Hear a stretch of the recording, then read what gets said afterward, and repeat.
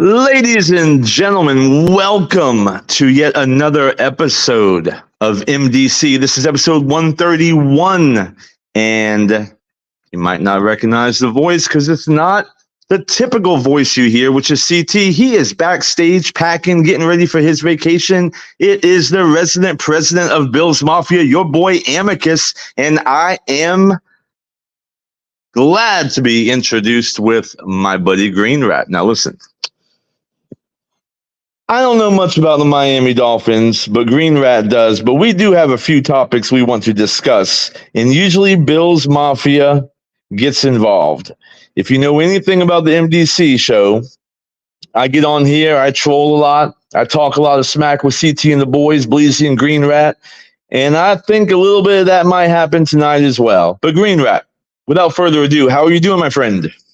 I'm doing good, kind of out of the blue, but hey, I'm here and let's get this thing rolling. Hey, you're not out of the blue. I'm out of the blue because I got to talk Miami Dolphins, and all I know about is the Buffalo Bills. But you are in the same division as me, Greenrat. It is the AFC East, so I do know a little bit about the Miami Dolphins. Well, we appreciate you coming on the show and everything. So, I mean, talking a little Buffalo Bills is okay with me. Yeah, I appreciate it. One thing I do know about the Miami Dolphins is that you're going to be a tough out this year. We play y'all in week 2, and I know OTAs have started. I know there's contract talks concerning Tua. So let's just start right there with the obvious. What do you think is going to eventually happen with Tua? I believe they'll get a deal done and everything.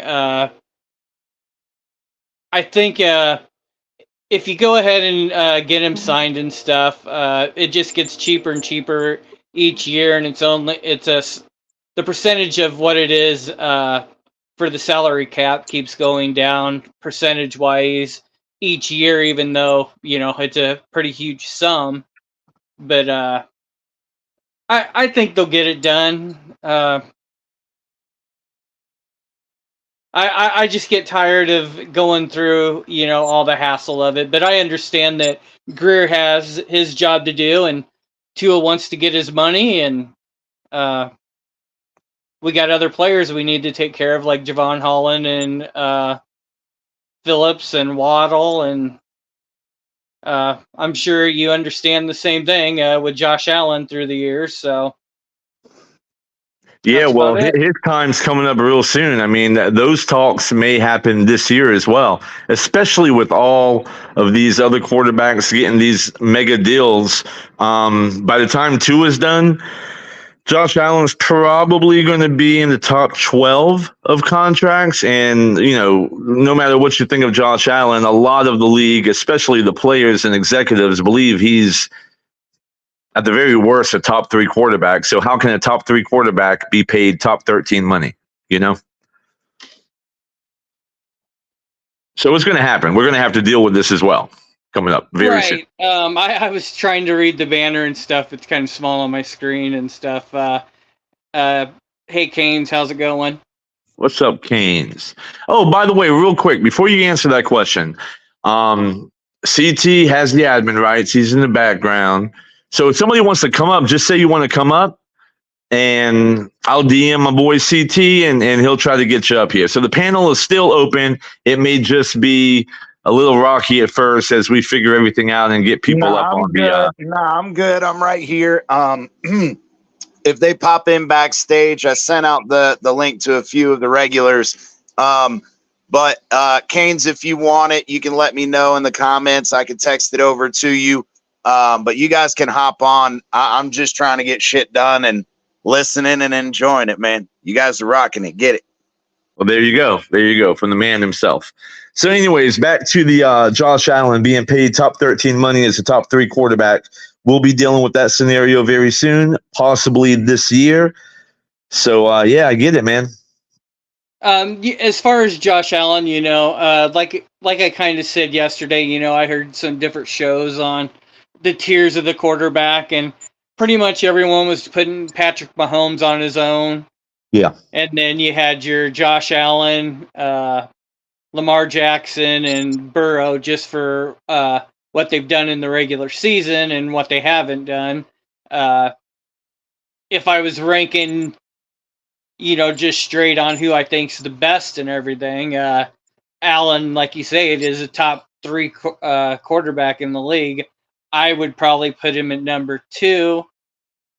But, if you go by accomplishments of where they got their team, Burrow kind of, but he's injury prone. So, Yeah. I mean, it's just it's hard. I believe Allen, as soon as they redo the contract, will probably be top money. Yeah. I do.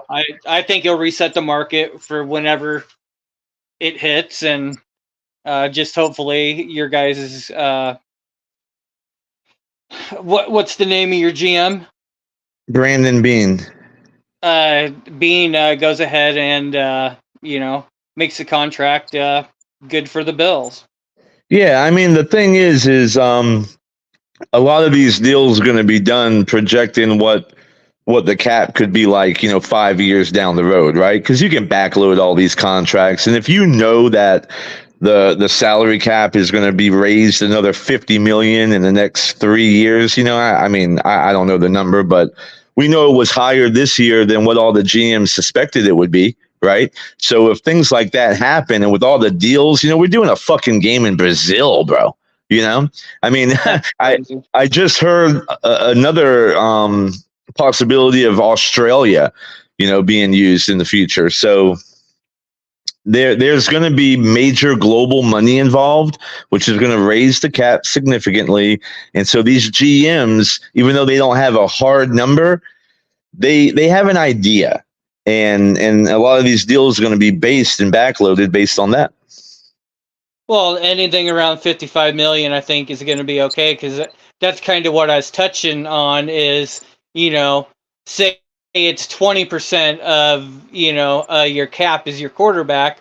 Well, next year, what the cap goes up, that 20% is now 18%. And, so truly for the Bills, the sooner they give Allen the extension, the better off it is for the team in the long run. Absolutely, which is why I think we're going to do it this year. And I think the recipe and the ingredients are there to make that happen. 2 reasons. One, because he's top 13. Well, he's a top 3 quarterback being paid top 13 money, right? So that's kind of embarrassing in itself. Him and his agent, they don't like that shit. And then number 2, the exact reason you just mentioned, which is get him while you can. Like, he's a top 3 quarterback. That the premium is going to go up higher and higher. You don't have to. There's no reservation about Josh Allen. The fucking guy can be hit by a Mack truck and still play. So the injury thing is good with him. He's durable. His talent's at a high level. Like, there's no reason. Like, now's the time to do it. Like, fucking do it. So, yeah, totally agree. Well, I think that's why they need to get Tua extended, too, is just, if you don't, then you're going to be paying a major premium, and it just pushes the money down the road a little longer. It's going to get so high that, that 20%, figure that I threw out there is going to be 25%, and, versus, then going down to 18, now you're only down to 23, which I don't know. Tua, I believe, deserves it. I did not like Tua at the beginning. I hate left-handed quarterbacks. Yeah, me too. So for me to go ahead and say that,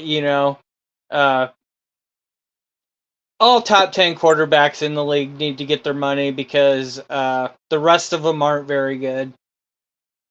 Yeah, they don't grow on trees either. So. Exactly. I mentioned this last night, and I've been a Tua I don't want to say hater because I don't think I've been a Tua hater. In deep debate with CT, yeah, I've been a Tua hater. But he says Josh Allen's a one-read quarterback, which is fucking lunacy. So but what I Right. am is I think it's at least 1.5 reads. So yeah, most definitely I've been I've had questions about Tua. Let's put it that way. well, But I think everybody should have questions. I mean, there's nothing wrong with having the questions of it. It's just when you see him go out and do something, then you have to, admit that. Well, I guess I was wrong that he can do that, and sure, yeah. So and none of us like doing that. When it's a bunch of friends and stuff on, a talk show or whatever. right.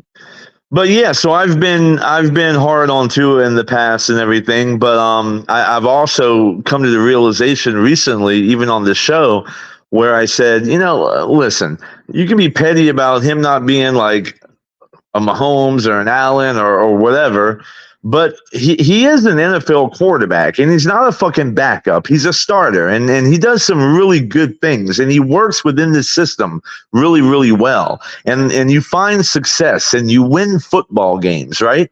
And so what more do you want? They don't grow on trees. So, I mean, if you think there's a better alternative, please, somebody raise their hand in the classroom and speak up, because what is it? You're not going to lose enough games to get a high draft pick to pick a quarterback next year, right? I don't know of any great quarterbacks next year. This draft was the quarterback draft. Everybody missed out on that. Well, you missed out on that, obviously, because you have Tua. So, yeah, you got to pay the guy. Yeah, I agree with that. But, and I don't have an issue with the Dolphins taking a quarterback in the draft and stuff either. Because if we're not happy with our backups and stuff, if Tua does get injured, we want someone to be able to. We believe that we can beat any team, and I believe you think the same with the Buffalo Bills. Well, I don't think there's a team out there that we can't beat. It doesn't mean that we will beat everybody, but we got the talent to go out head to head with anyone, and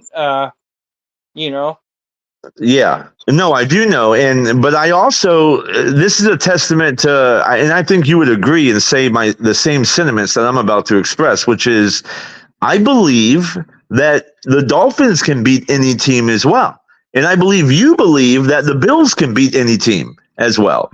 So like I think there's a mutual respect except there. for the worst team in the league, then you guys have trouble with them. That's just the way it is. Especially last year. Anyhow. Yeah.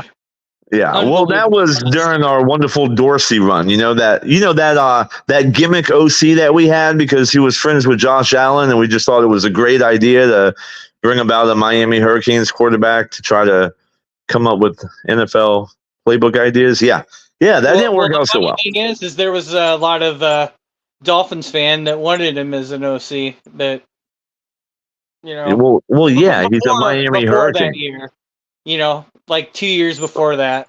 Well, did y'all want him as an OC because you knew he sucked, or just because he was a Hurricane? I have no idea. I think it might have been when Flores was here. So yeah, I think you wanted him. Would have been better than what we were doing. So yeah, you wanted him when it was a possibility of him being an OC because he was a Hurricane, but then you wanted him to stay with the Bills when you saw how shitty our fucking team was last year. But thank God we pulled the trigger and got rid of him and brought in a very competent willing body in Joe Brady, and I'm excited about the future. Yeah, really I believe in OC. Some people can scheme stuff up. Some people are good at situational play calling. And you need a guy that's kind of really good at both areas and stuff. But I guess you can call a game even if someone mixes all the ingredients up for you. Yeah, and like I said, I know the Dolphins are scary, man. Like, let me just keep it real. Like, y'all are a scary team when everything's clicking. And if Tua's playing at a high level, then y'all are very hard to beat. And if your defense steps up and can just do 24 points or less a game, maybe that's a little too high. 21. I mean, you're almost unbeatable, but I guess Well, that's any NFL team, but yeah. the honest truth in it is, Fangio did not do a bad job of, there's a bunch of stuff I didn't like about him and stuff, but you got to think we were not very good at the beginning of the year, and we were, at the bottom of the league. But by the end of the year, we were somewhere, I think, top 5 for a while, and top 10 at the end of the year for sure. So he caught a lot of flack. I saw it today because when I found out I would be hosting for CT, even though I'm a member, the resident president of Bills Mafia, I went on the Dolphins news feed just to take a look at a couple of things we could possibly talk about. And speaking of which, one is Jalen Phillips and the iguana in the toilet. You heard about that, I'm sure. I did just happen to hit the old Bleacher Report, and I saw that on there, and I didn't have a chance to read it yet, but that'd be kind of crazy. Yeah, I have an iguana story later on when I was in Puerto Rico. It definitely it translates well. So anyhow, what were we talking about? Well, the Dolphins are going to beat the Bills, I think. No, that's not what we were talking about. Oh, sorry. Lost we my were talking train about Tua's contract, but what's the previous thing we just mentioned? Like, I can't even remember. I went blank. The iguana? No, that was after the fact. Yeah, we were talking about something before the iguana. Yeah. Oh, well, fuck it. Listen, real quick. On. I see your avatar. Before we get back on the Tua contract, I see your avatar. Is that supposed to be like is that Splinter from the Ninja Turtles? No, that was just a random thing. That's kind of Obi-Wan Kenobi robe with a picture of a rat in it. So fair enough. Simple. I don't know if you recognize what my avatar is, but it is Padron. It's the insignia of the Padron cigar, like the 1926 Padron anniversary and the 1964 Padron anniversary, which is my personal favorite cigar. I am not smoking a Padron right now, but I am smoking a Maduro, and yeah, light her up. I don't know. I would figure you were smoking that corncob pipe is what I figured you were smoking. No, that's sitting on the table. That's next. I knew it. But no, I guess a little Dolphin news. I believe I heard that Ahmed was wearing the orange or red jersey today. So he must have done something that he acquired it today. Let me see, what else did I hear? Interesting. Iguana, which is real, because everyone's saying that Ahmed is out of here, which, the depth chart with the new running back that we got right, and, we got Mostert and, I don't know, Jeff Wilson. You have a lot of speed, Greenrat. That's what you have. You have the most speed and inside of speed, but I don't know. Jeff Wilson, they say he's gonna hang on. Then there's Chris Brooks and A-Chain, and I mean we got a huge running back room and stuff, and I like all of them, to be honest. But I mean, you can only keep 4 or 5 maybe tops. Yeah, well, I think that's what I was saying before. We were talking about the iguana. Before that, it was like y'all have all the pieces. Like, you're a scary team, right? And you got a lot of speed, man. Team has a lot of speed. I think that's one of the reasons. Now, how's your speed on defense? Are y'all real speedy in that regard too? Do y'all use a lot of hybrid guys, or? Because you don't have Fangio no more. You got who's your DC now? Weaver. Weaver, I can't right? think of his first name right now, but Fangio went to the Eagles, and I heard they're giving him a warm welcome. I think he had his first press conference today or something like that. Oh yeah, and he had one a while back. I don't know if it was with the Eagles, but he was in front of reporters and was just saying how happy he was to be back up there, and yeah.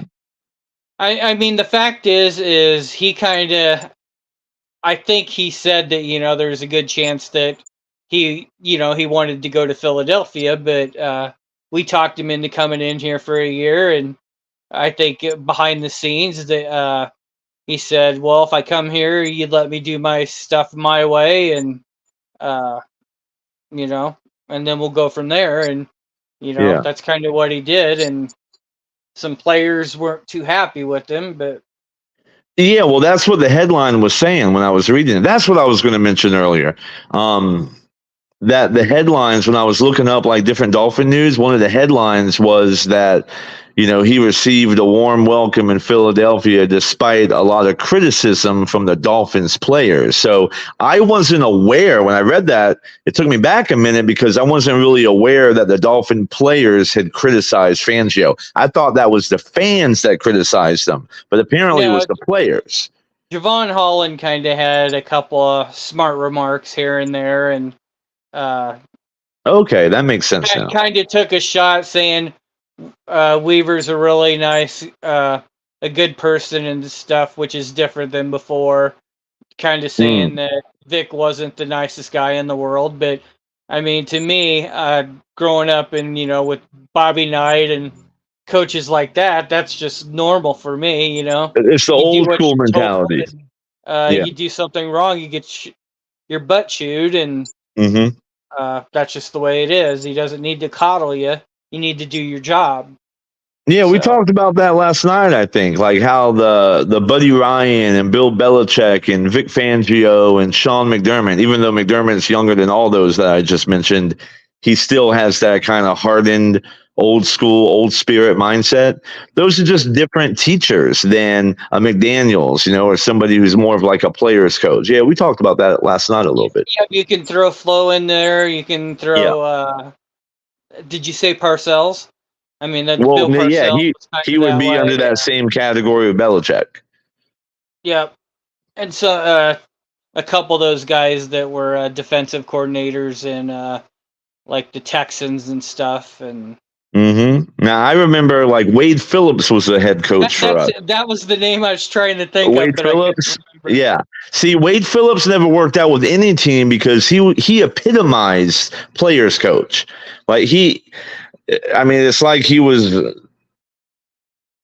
I don't know, like fucking running an amusement park or some shit. He just, you can go too far where you're just too buddy with everybody and there's no accountability involved. There's no like these guys need to be coached. You're a head coach. So there's a fine balance, I think. I think the best coaches find a way to do both. Even though Belichick is considered the greatest of all time and we don't really see that friendly side of him, we don't really know behind the scenes how he was. I mean, maybe he was just, and also success, right? Success has a lot to do with it because if you're successful, nobody really cares how you are. But if you're not successful and you're fucking, a hard ass, that's a tough combination to take. The Texans ex-coach, Vrabel, or whatever, Mike Vrabel. Yeah, Mike Vrabel. Yeah. I think he was pretty hard-nosed, but it seemed like all the players liked him a lot, though, from what you hear. But well, yeah, no, that's a good point. You bring up a good point because who's the Detroit Lions head coach? Campbell comes across as a guy that can be very hard-nosed. He just looks like a tough guy, right? No nonsense guy, right? But he clearly is a player's coach too. If you really pay close attention, he's a player's coach. So I think that, and look how successful they are right now. So there's a guy who came into the league and everybody mocked him. You remember that with the whole kneecap shit? They all mocked him. They all made fun of him. He turned the whole fucking organization around, and he really epitomizes that fine balance of what it takes to coach hard, but also have your players love and respect you at the same time. And Miami had him for a while as a interim head coach for a little bit. I didn't know that. Interesting. Yep.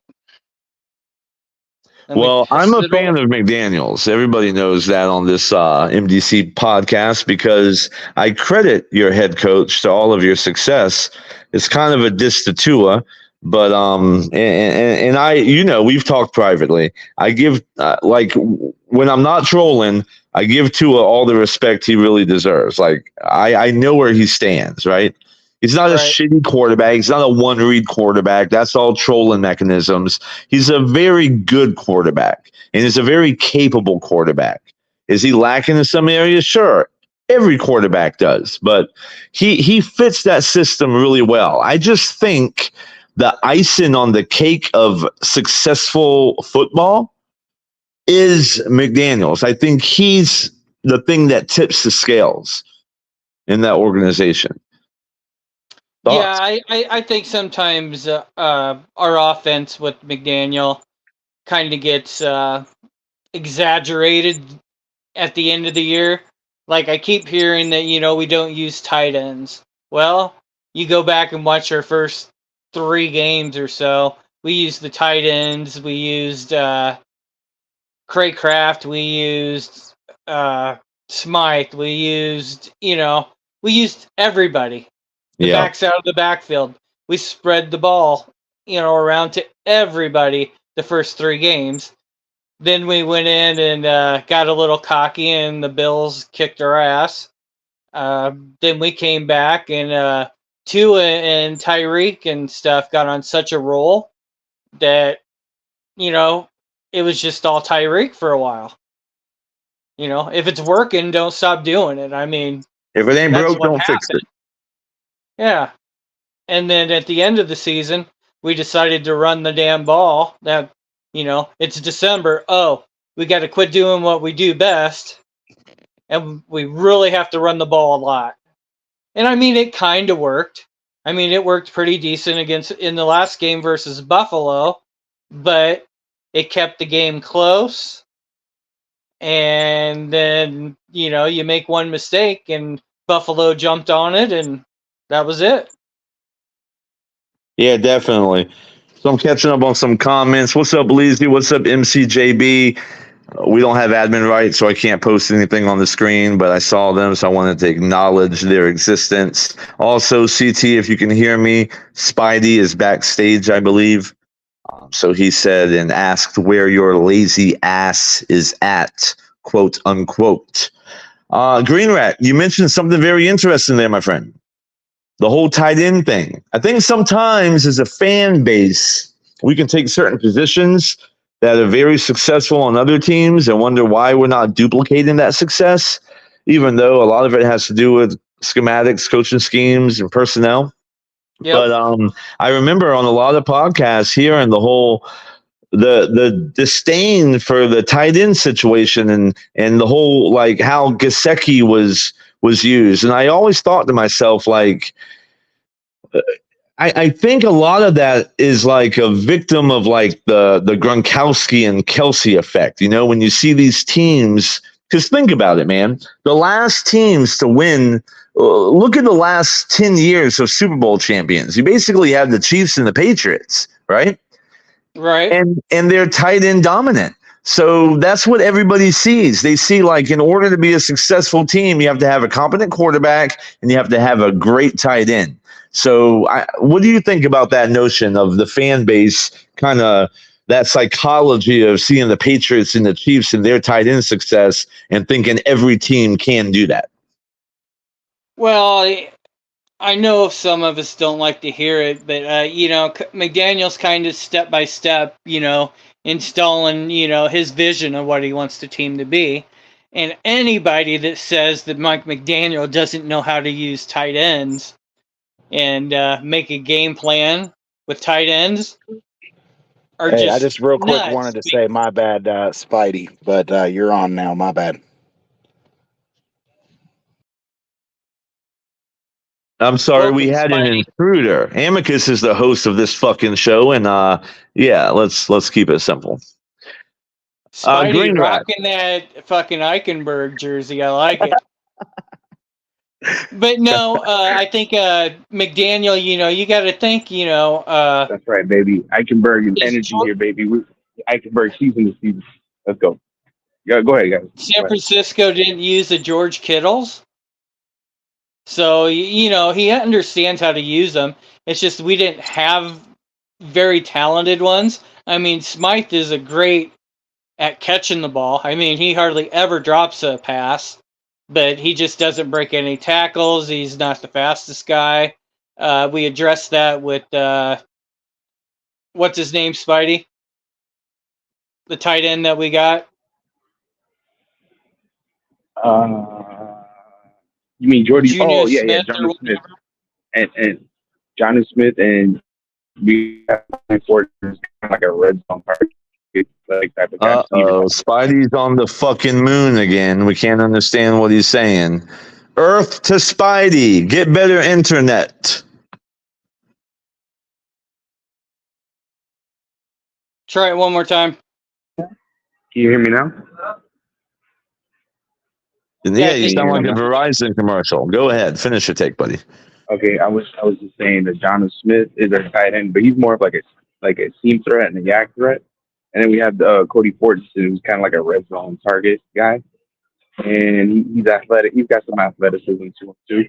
Both are athletic, but I think Cody Fortson is your athletic, your red zone specialist, and then Johnny Smith is going to be your main tight end. I think Durham Smythe is going to be your possession guy and your blocker, and then you have your other dude. What's his name? The other tight end that went undrafted. Hill. He's your run blocking tight end. The Hill dude. Is that who you're talking about? Isn't that our third? Yeah, we're talking about Hill. Tight end. Yeah. Julian Hill. Julian Hill. Yeah, he was our third tight end last year, but he was a blocking tight end. Yeah, so I think we improved that position and stuff, and it's not that McDaniel wasn't using it. It was just like I said, we went on such a run with Tyreek and stuff. You got to remember that we ran a lot. Yeah, we got to remember we ran a lot of 21 personnel. So it's just one tight end that we're using. Unless if we're running the football, we're in 12 personnel, meaning we got two tight end sets. Or we got a tight end and a fullback, and that's because we got a fullback that plays that hybrid tight end role, and we move them all over the formations. We line them up out wide as an offset guy, in the wing position and shit like that. You kind of use him all over the thing. So he's kind of like our hybrid tight end guy. But you're really using two tight ends at once, even though Alec Ingles more of a true fullback and.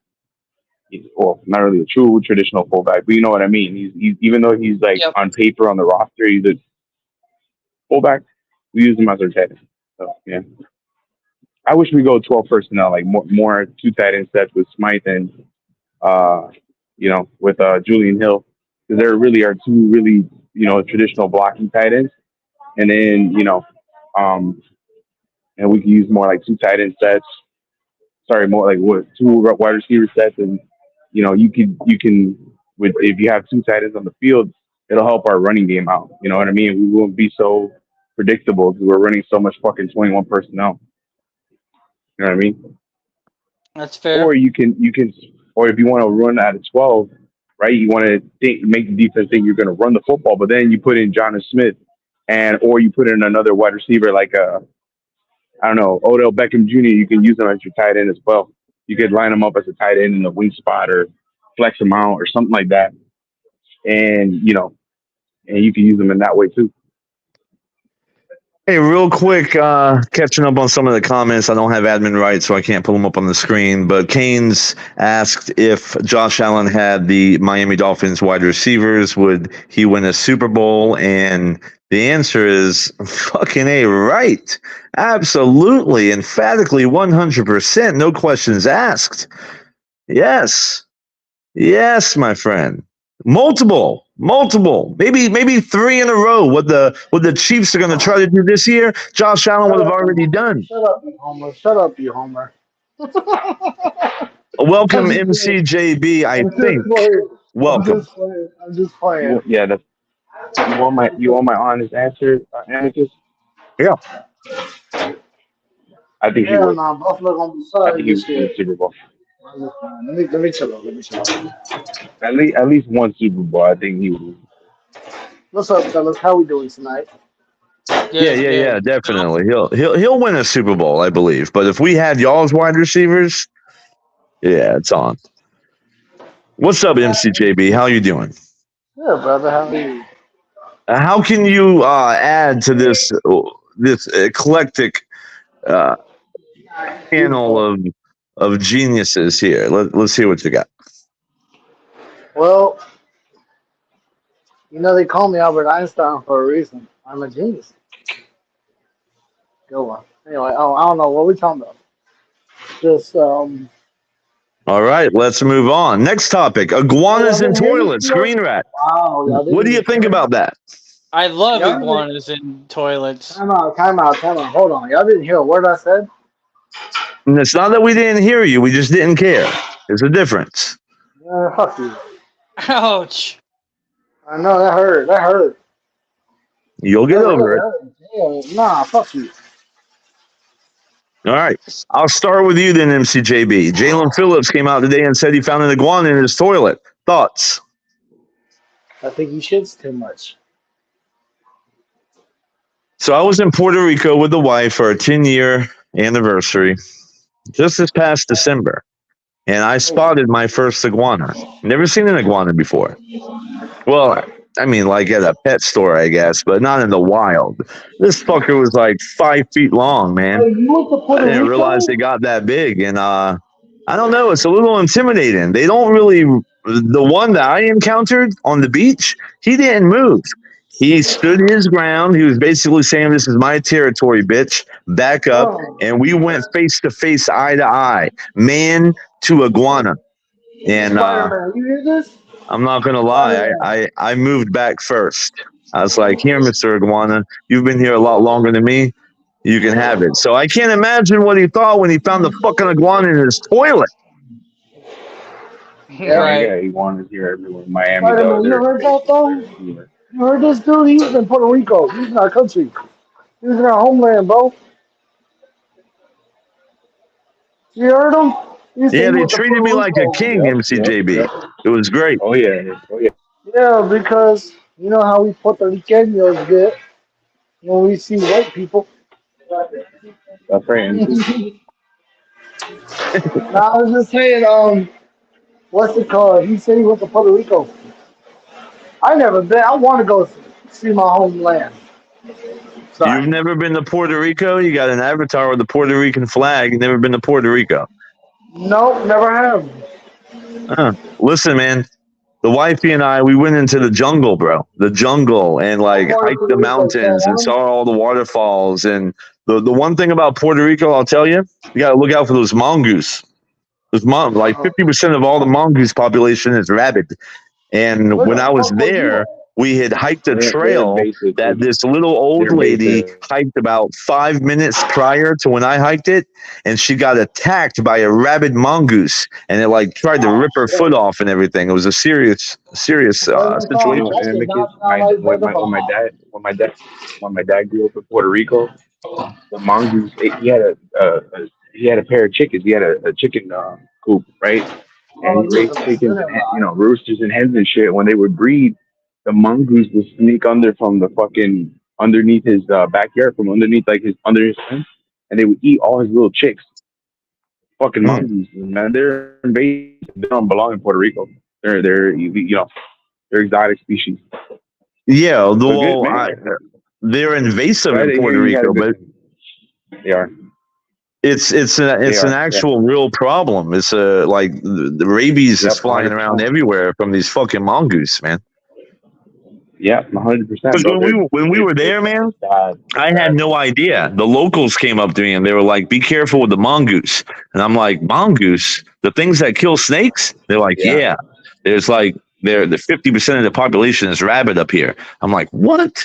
And then we get to the hiking trails and there's rabid mongoose signs everywhere. I'm like, "What the fuck?" Yeah. And they're a real problem for farmers, especially the ones that raise poultry and shit, because of the fucking mongoose, bro. They prey on the chickens and the little chicks and the hens and all that shit. Mostly on the hens and the eggs, but like, you know what I mean? Bad. Yeah. Bro, so when we heard about the old lady getting bit, we met another guy like 30 minutes later who was like, "Did you hear about the old lady getting bit?" And I'm like, "Yeah, man, we just heard about that." And then he's like, "Well, one attacked me too." Yeah. And he tells me this whole story of the same mongoose, the same place me and my wife had just hiked. And we walked across the little brook right where they were telling us this rabid mongoose was attacking everybody. But it didn't attack us. And I guess it didn't attack us because unbeknownst to us at the time, this guy had already fought the mongoose, and the mongoose came and attacked him, but he had like these fucking steel boots on and everything, so it just like gnawed into his boot, so it didn't penetrate the skin. And then he's like shaking the fucking mongoose, and the mongoose is like attached to his boot, and then he kicked the fucker down the stream. And that was the end of it, like he never came back. But crazy What shit. in the fuck are y'all talking? Mongoose. No, I know. I've been listening. That's funny though. Go ahead. My bad, Spidey. Go ahead. I walked away from my phone and I came right back, and then we're fucking talking about mongooses. Yeah. Well, hey, and so I heard you went head to head with an iguana, Amicus. Yeah, but that was just like a face-off, man versus beast. But that mongoose shit, man. Two alphas, right? That's a different animal. Pardon the pun. Yeah, it is. Hey, no, and those are like what you call Caribbean iguanas. They're big as shit. They're different from the green iguanas here in South Florida. They're big. Yeah, but the fucking iguanas in South Florida get fucking ginormous, dude. Well, let me tell you, man, the iguana that I saw in Puerto Rico, when they get older. There was two, Spidey. There was two iguanas I saw in Puerto Rico, right? The first one was what you're talking about. He was a smaller, all green iguana. And when I went up to him, he darted off, right? But the one at the beach that stood toe to toe with me, like 6 inches away, and he wouldn't budge, he wasn't scared at all. That was his territory, and he wasn't moving. That iguana was twice the size of the green iguana, but he had, I got a picture of it. I'll send it to y'all one day, but he had these deep oranges all around his head and through his body. He had really large spikes on his mane, right? He had like really long spikes on his mane. He looked like, he was a fucking legend iguana, like he was the kingpin of that fucking beach. But hey, the funny part about this though is, did you guys say what Javon Holland, was it Holland? No, it was Jalen Phillips found the iguana. How do you jump from Holland? What he put on social media? No, it was Phillips, and what he put on Instagram or whatever it was. He was like, "That's some South Florida shit right there." Yeah, I saw that. Oh, really? Yeah, he said that's some South Florida fucking shit right there. Hell no. Oh shit, man! How you doing, boys? How you doing, CT Head? Good, man. I just wanted to pop in. I'm still trying to finish up a few last little things, but y'all were talking about the fucking mongoose shit, and I was like, what? And I literally walked outside to take something out of the car, came back. Y'all were talking about. It I'm was like, all what MC. the fuck did I miss? Yeah, how do you go from Tua to a fucking mongoose? Like, where did that happen? Yeah, I heard the iguana part, and that's when I walked out, and then I walked back in, and then we're talking about mongoose. So I'm like, what the fuck? Yeah. What did I miss? Yeah. Well, it's a real problem in Puerto Rico, bro. Real problem for decades. Man, all they got to do is fucking kill them bastards and eat them. Once I found out about the mongoose problem, Spidey, because we were there for 3 days just hiking trails. So when I was hiking the trails going forward, I had my walking stick and everything, and that's all I could think about is these little fuckers, hopping out of the brush and attacking me or the wife. Honestly, I'm gonna be honest with you, man. It kind of put a damper on the latter part of the vacation because we were in the jungle the whole time. Like we hiked like 5 miles to this lagoon that had these cliff diving things and everything, and these waterfalls. It was very secluded.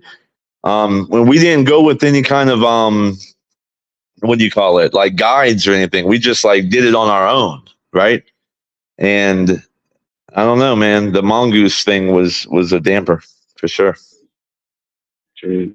Yeah, But it's always anyways, raining in Puerto Rico though. Yeah. yeah. But It was a good time. So MCJB, if you that's can good. still hear, yeah, you got to go to Puerto Rico, bro. Just don't get bit by a fucking mongoose. So, Spidey, you missed earlier. We were still talking about the news of the day, which is the Tua contract. Nothing has happened yet. And every day that goes by, there's going to be more chitter chatter about, hey, do the Dolphins still really believe that he's worth that kind of money? So it just appears there's a stalemate involved. As each day keeps growing and getting further down, closer to the season. What do you think, man? What's your thoughts? You getting worried? I mean, I'm not getting worried right now, but if like he would start missing like mandatory mini camps and shit, yeah, I could start getting worried. And if it's approaching training camp, and they're nowhere near close to a deal. Yeah, I'll get worried for sure. Greenrat, what do you think is there a possibility that the deal doesn't get done by training camp? And what do you think the chances are that Tua holds out if that's the case? Well, I listened. If the deal doesn't get done by training camp and stuff, I was listening to some people from I think it was like Shady McCoy and a couple other guys and this lady and stuff. And Shady McCoy just fucking hates the Dolphins. And this lady, are you talking about Joy? I don't know who. I never watched the show before. Like I don't know them by the names. But the lady that was on there, she was saying Tua should hold out. Another person was saying Tua should hold out. And Shady's pretty much saying, Tua sucks. Yeah. Shady's not a fan of Tua at all. Yeah. So, but then I heard him make some comments about some other players and stuff. And I definitely don't look at the game the way he does, Well, yeah, and Shady, I mean, keep in mind he won a Super Bowl with Mahomes, right? He played with Josh Allen, so he's been around. I think, and he was a running back for the Eagles when McNabb was there, right? Wasn't he, Donovan? Yeah, I think so. So he's and Nick Foles, I think. No, he was already gone before that. But he's played with some really good quarterbacks, and so he has a he has a standard in his mind and everything that he thinks the quarterback should be. I know he talks a lot of shit about Chip Kelly too. He blames them for running him out of the Eagles organization, but yeah, definitely not. But you got to pay the guy. He's an NFL quarterback, and he's top 10. I'll go ahead and say it right now.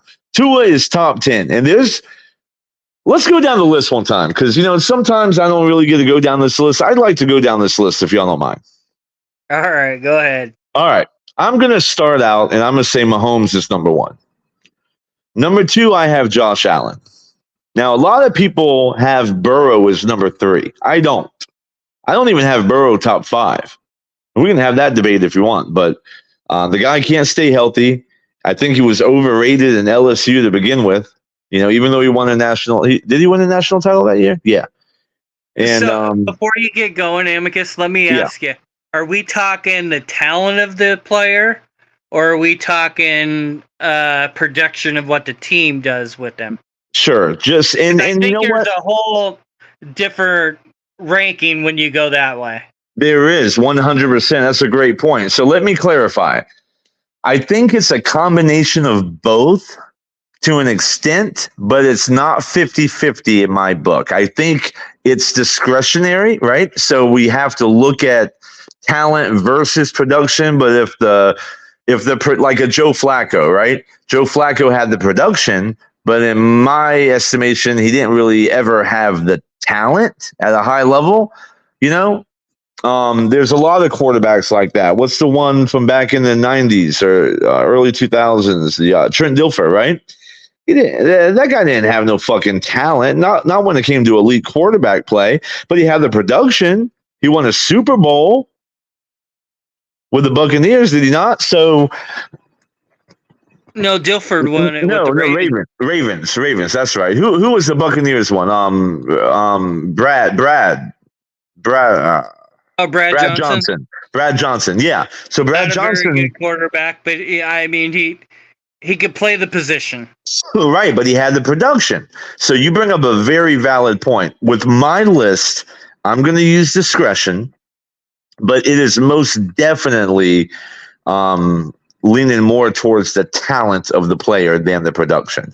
Unless the production is overwhelming, like Brady or Mahomes, you know? Like, I never thought of Brady as being the most elite, talented quarterback we've ever seen, but the production is so great, you can't deny it. You know what I mean? So that's how I agree. So that's how I do my list. So I got Mahomes number 1 for talent and production. Allen number 2 for just strictly talent and a little production. I mean, he did bring the Bills out of 25 years of basement hell. You know what I mean? Right. I have, and this is where it gets a little tricky for me. You know, after those two, I go like tier 2, if you will. You know, or you can say tier 1 for Mahomes and tier 2 for Allen, but I do think they're in their own category. I really do. I think tier 3 or tier 2, however you look at it, is your combination of like Burrow, and I would put Tua at the back end of that tier, but like a Herbert, a Lamar Jackson, a Burrow, guys like that. And then like a Dak Prescott and a Trevor Lawrence would be like a tier 3 for me. So I would go Mahomes, Allen, I guess Lamar Jackson, Herbert. Then, yeah, man, people are going to think I'm crazy for this, but I would put like Burrow and Tua like teetering for number 5. And then CJ Stroud would be after that, and I'm sure he'll climb up the list, but he can't go there yet. So you get CJ Stroud, then like a Dak Prescott, Jalen Hurts, then, you know, like the Arizona kid, you know, I'll give him a little bit of credit, Trevor Lawrence, etc. That's kind of how I go with that whole quarterback tier. Thoughts? So where do you put Jared Goff? I knew I was missing one. And Matthew Stafford. They would go in that Stafford, tier 2. I've never been a fan of his. I know he's, you know. Well, he's always had the arm talent, and now he has the production. Yeah, I've just never been a fan of him. But no, I mean, those are all plausible. It's just, you know, you got about 10 of them, and then you got a bunch of them like Jalen Hurts. I am not a big fan of, you know, what he does either. I'm not either. And I think you saw last year, bro, I must be the quarterback whisperer, I swear. But, like, yeah, I didn't buy the hype 2 years ago. And last year he regressed. He absolutely regressed. And I don't think you're going to see much better this year. I think he had a great team. And it made him look better than he actually is. And I just think he's like back half of the top 10, you know, top 12. No, the Eagles were good last year. Well, it's kind of like the Dolphins were when we did with Ricky Williams and Ronnie Brown, the Wildcat. We had a gimmick, and nobody could fucking stop it. Right. Philadelphia had that tush push. And nobody could stop it. I mean, they extended tons of drives with that. Yeah. Yeah, I mean, ask me who I think is better out of Tua or Jalen Hurts. I'm going to say Tua. Now, this is going to shock everybody that knows me on this podcast, because y'all have heard me just destroy Tua for a multitude of reasons. But I'm not a believer in Jalen Hurts, and I think Tua is a better quarterback than Jalen Hurts. 100%, absolutely. Now, Jalen Hurts may be more productive because of his legs. Meaning, if you really need a play or 10 yards, that's a different conversation. But in totality, when I just look at everything involved with a quarterback play, primarily throwing the ball, because that's what a fucking quarterback does, Tua, to me, is better than Jalen Hurts. I believe Tua losing the weight is to get to be a little more productive on that third down. The play's not there. Get out of the pocket and try to get the first down. I think that's what the weight loss is for.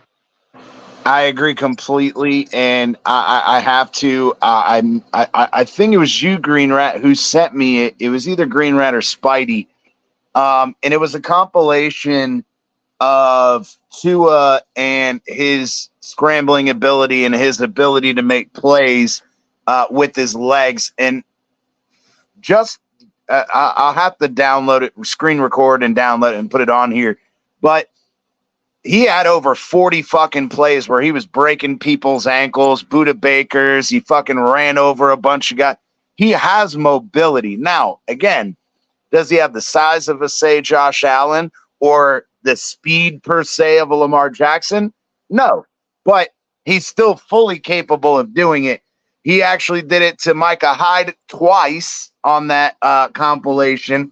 He did it to Buda Baker. He did it to who was it? Oh God, one of the linebackers.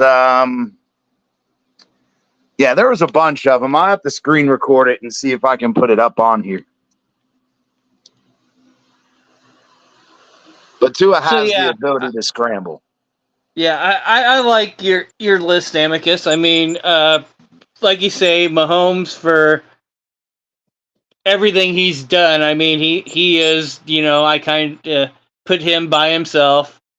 And then I guess for me, you kind of have the Burrow, Allen, Lamar for, different players for different reasons. Like Lamar in the regular season when he's healthy is a fucking nightmare for teams. So if you don't mind, let me pause you really quick and ask you a question based on your list. You mentioned Burrow third. Like what am I missing with Burrow? Like what do y'all see that I don't see? Because let me tell you what I see. I see a guy that can't get on the field. I see a guy that has elite receiver production in two of the best to do it. One, a bona fide number one in Jamar Chase, and then you have T. Higgins. You have a great tight end. I just think he's another example of one of those guys that is a product of a really good system and great receiver help. What am I missing? So what I see between let's just take Burrow and Allen. Both quarterbacks are pretty good. Allen can extend the plays. Burrow takes some sacks. There's no doubt. But he's playing with the, horribly ranked offensive line.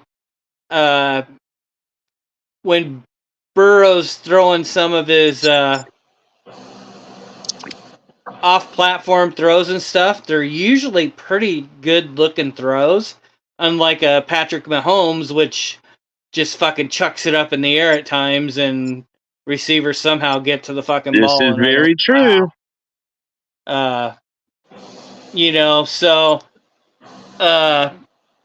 Allen, he has that running game, kind of like Lamar, Then get fucking tons of yards. That's why I have trouble separating all three of them.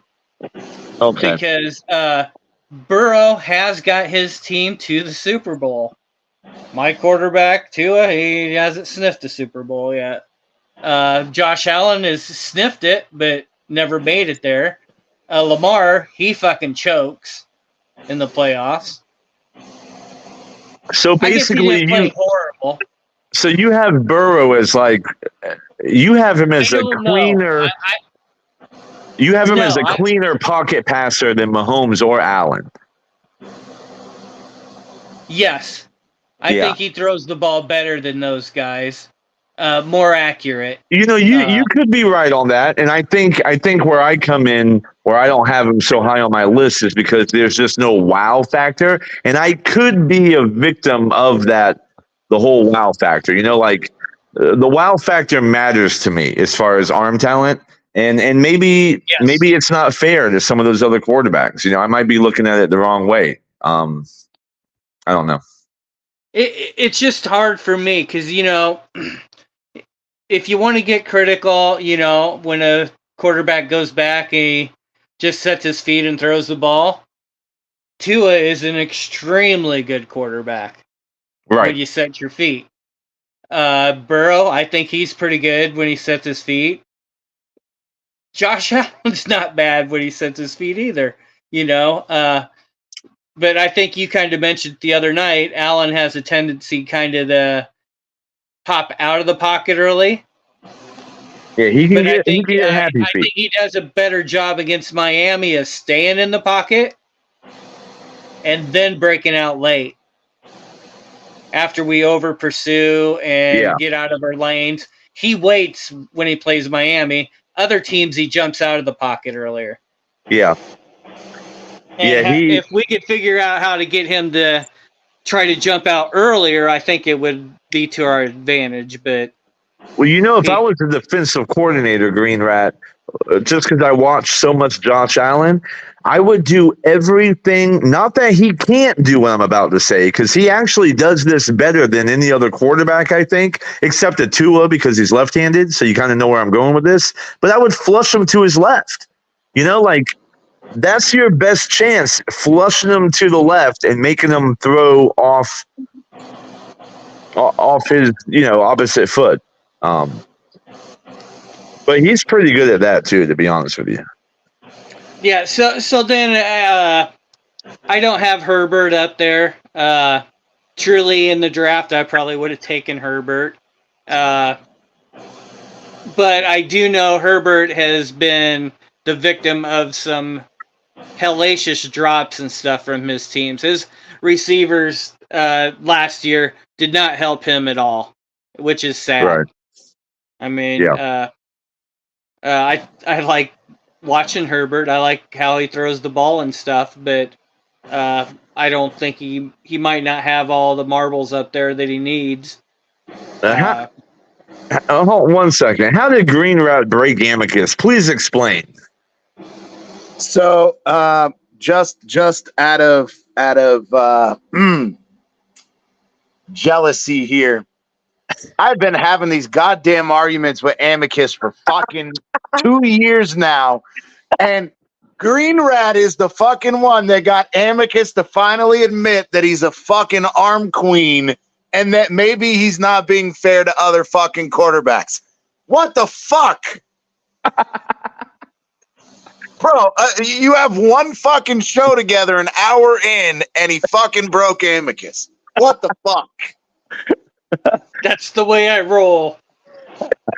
Sometimes it's I look at football different than some people. I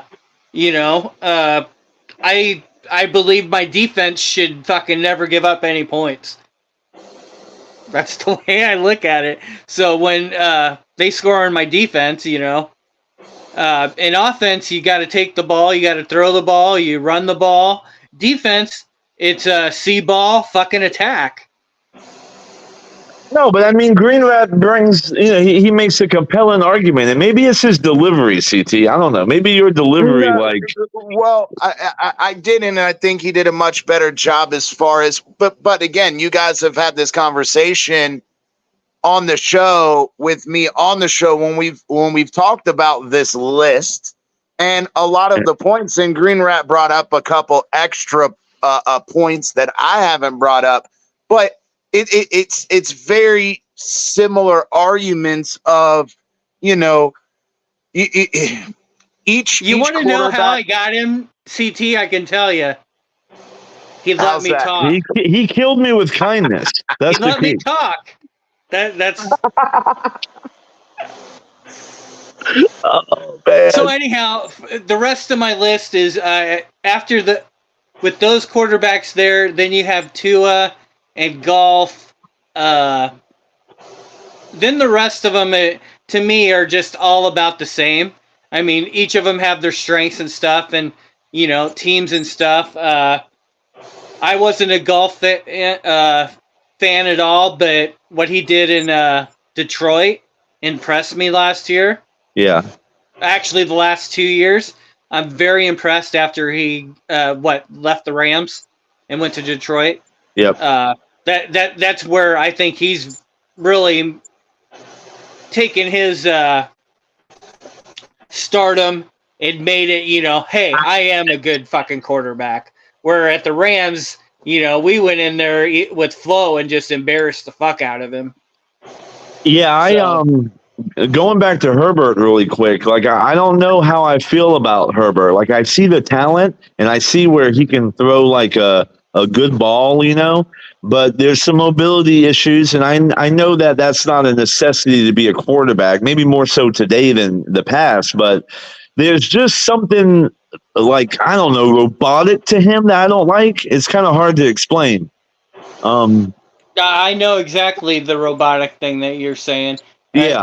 I see that. I can't explain it either, but yeah, there's a little robot in there. Yeah, it's not as fluid as some of the other guys with more inherent talent, like Mahomes or an Allen and some of those cats. But yeah, so to be determined with Herbert. But man, his team has had like, look at that team on paper in the past 3-4 years, and how they only won one playoff game recently is beyond me. Because he had everything. He had the big names on defense, the wide receivers. He had the running back and Eckler. Well, he had Williams has missed quite a bit of time. I think he isn't it. It's not Evans. What's their other receiver? Keenan Allen. He's even had his injury issues. Herbert, he's kind of more like a Josh Allen. I mean, he's a tough son of a bitch. Yeah, no, he is. But those guys are gone now. Williams is gone. Keenan Allen's gone. So maybe that'll be good because, like I said, they were, dropping some balls, and you can't win at the end of the game if your receivers drop the balls when they hit them in the hands. Tyreek. Yeah, well, don't get me on dropping balls because maybe there's another quarterback wide receiver combo that's done worse, but I swear, I think last year, the year before, like Josh Allen led the league with the most dropped passes that were on target. And some people can say because he throws the ball hard or whatnot. I don't know, man. You're a wide receiver in the NFL. Like you use a jugs machine every fucking day. How fast is you think Josh Allen throws the ball faster than a fucking jugs machine? I mean, catch the ball. I was just reading a few comments from Spidey Jet. I think we better get him involved here. Spidey Jet.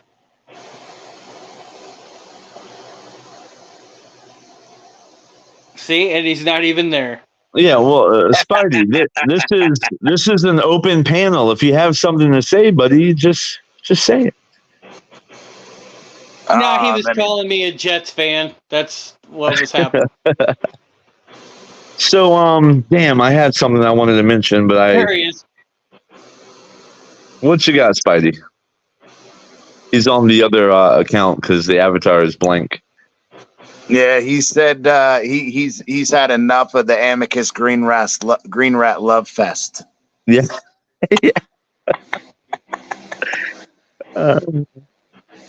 Shit. What was I going to say? I had a good segue. And it's something I wanted to discuss, and it has eluded me now.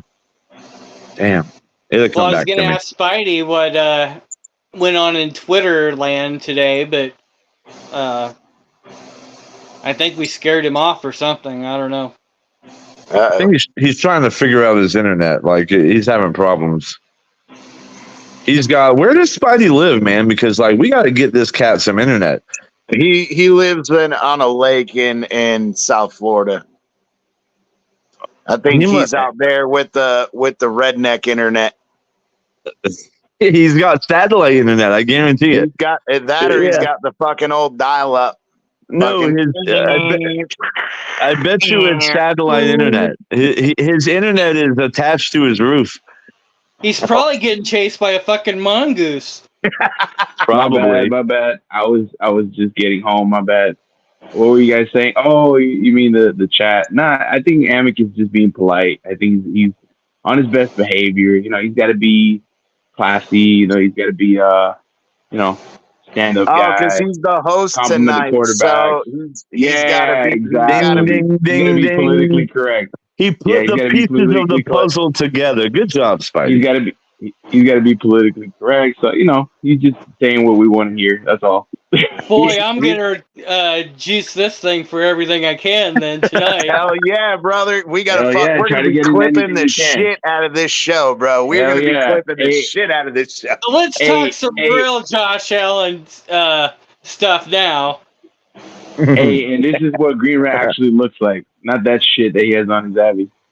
Oh, damn. Here we go. Yeah, shots fired. This is the official wild animal of New York City. Now, Greenrat's changing his avatar as we speak right now. Nope, he's still the master rat. No, it's I knew it. I knew it. I knew it. It was coming.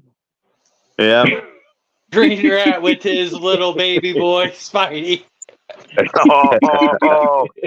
Where do you find this shit, or do you make them, Greenrat? No, that's AI. He uses the AI. That's an AI on that one.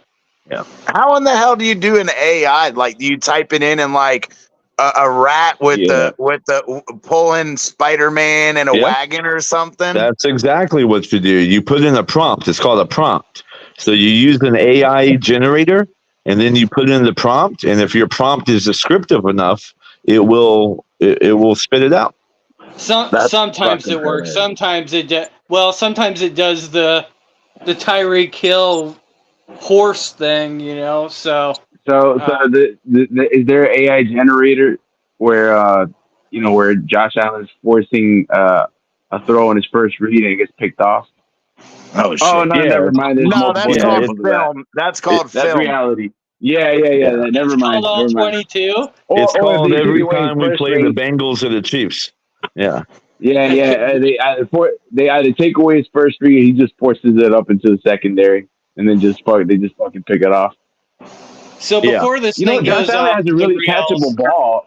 Josh Allen has a really catchable ball for safeties. I heard the safeties love catching these interceptions. Well, it's funny you mention that because there's quite a few interceptions, but sometimes the ball doesn't get intercepted because he throws it so hard and those DBs can't. Listen, DBs become DBs because they can't be wide receivers, right? So it works out well. Yeah, I mean, and listen, on footballs, like especially over the middle of the field, he doesn't have to throw heat-seeking missiles on those bitches. Just throw a soft, catchable ball. He throws them so hard they can fucking tip.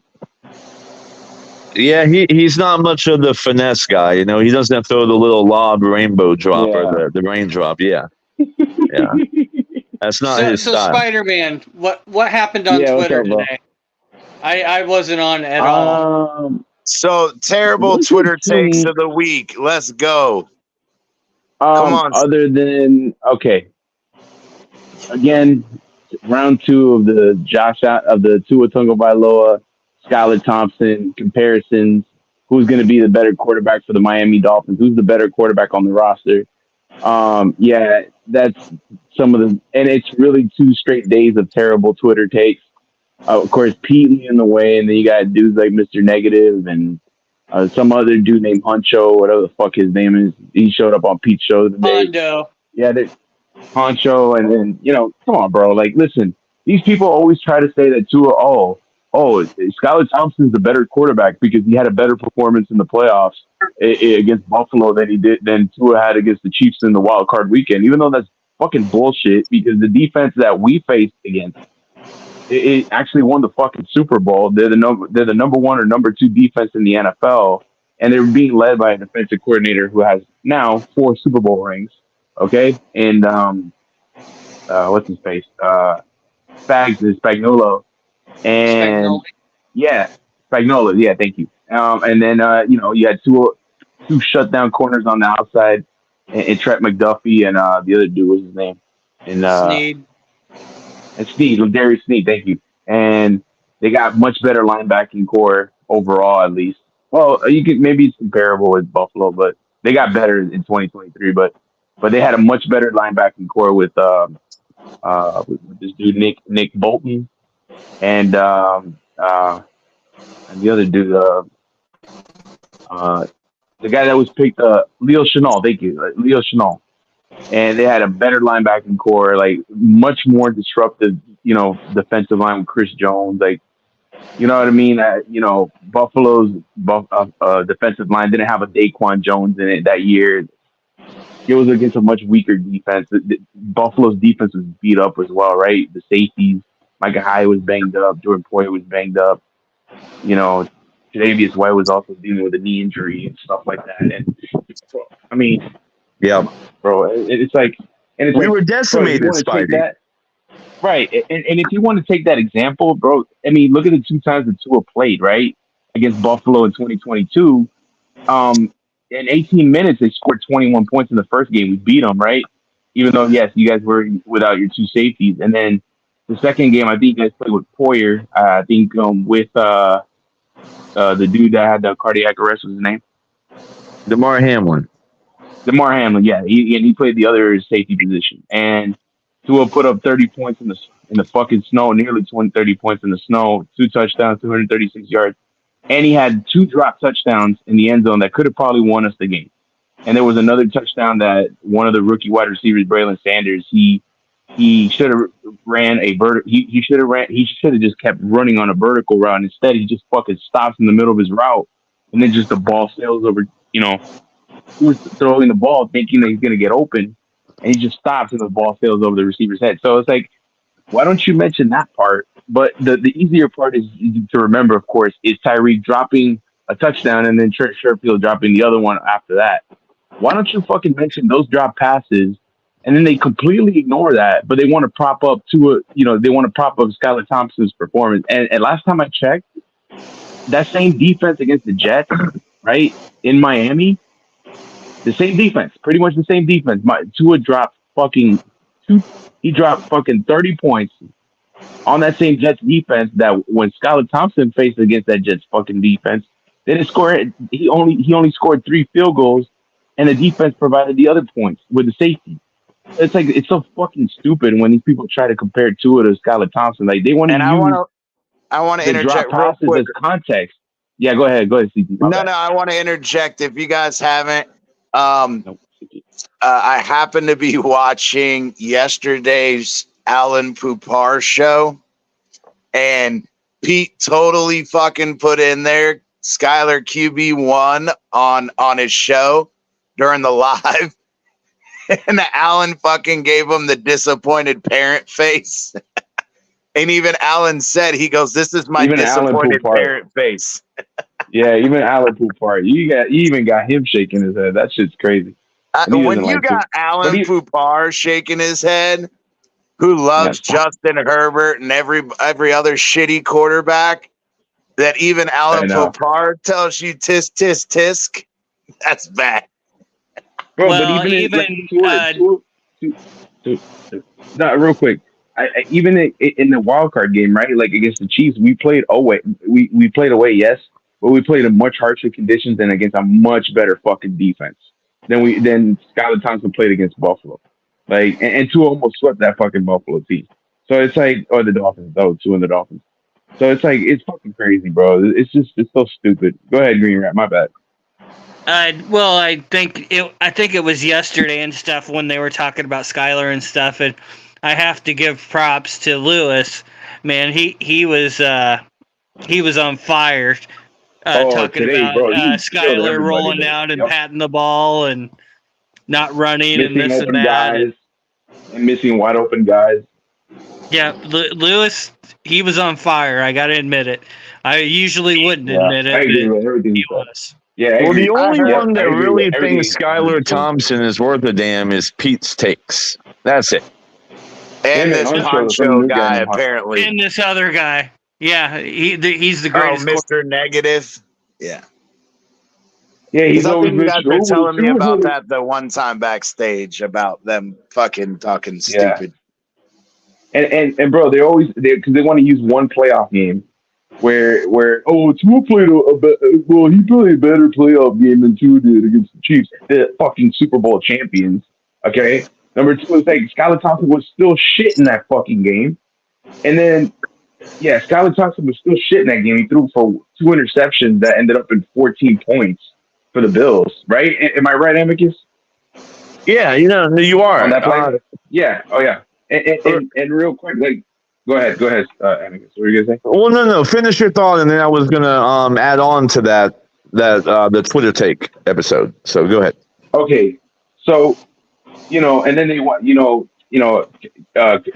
shout out to Color, but Color was calling me out saying that I was lying about on the because he wants to fault Waddle on the drops, with the first 2 drops, and I was like, bro, he fucking bro, if you look at back to the tape, like fucking Skylar Thompson underthrew some of those fucking deep routes, and fucking Waddle had to come back to the football and make an adjustment on the ball.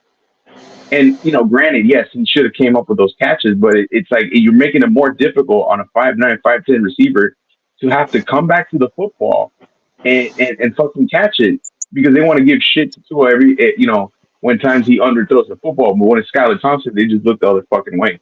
But anyways, keep going, Amicus. I'm done. Well, since we're on the subject of terrible Twitter takes, I was wondering, because apparently you're cued into all these Twitter spaces and some of these other podcasts. Whatever happened to that? What was that fucking kid, like True Love or True Real or what's True his fucking Talk. True Talk? There you go, True Talk. Is he still around and he's still giving Tua the love? Yes and no. What happened? Did he change his stance? I think so. No, I think he's on come board on. with fucking Pete. That's funny. Hey, what in the fuck is happening? We got Lewis defending Tua, and we got this other guy fucking pumping up Lewis defends Skyler. What Tua kind of? a lot. He does. I'm just the saying. I rabid just thought dolphin it's became crazy, the soft dolphin. Crazy. Yeah, he's not the And rabid not only dolphin that- no more. Now, I want And real not only quick that, though. I CT wanted to make a comment Go before ahead. we change subjects, real quick, Irvin. And Yeah. on top of that, the Buffalo game, even though it was snowing and all that with Skyler and yada yada, number It one, wasn't even snowing with Skyler, but go ahead. Yeah. I thought it It was was. snowing I with thought Tua. they got. I thought No, they got. no. It was snowing with Tua. No, it wasn't.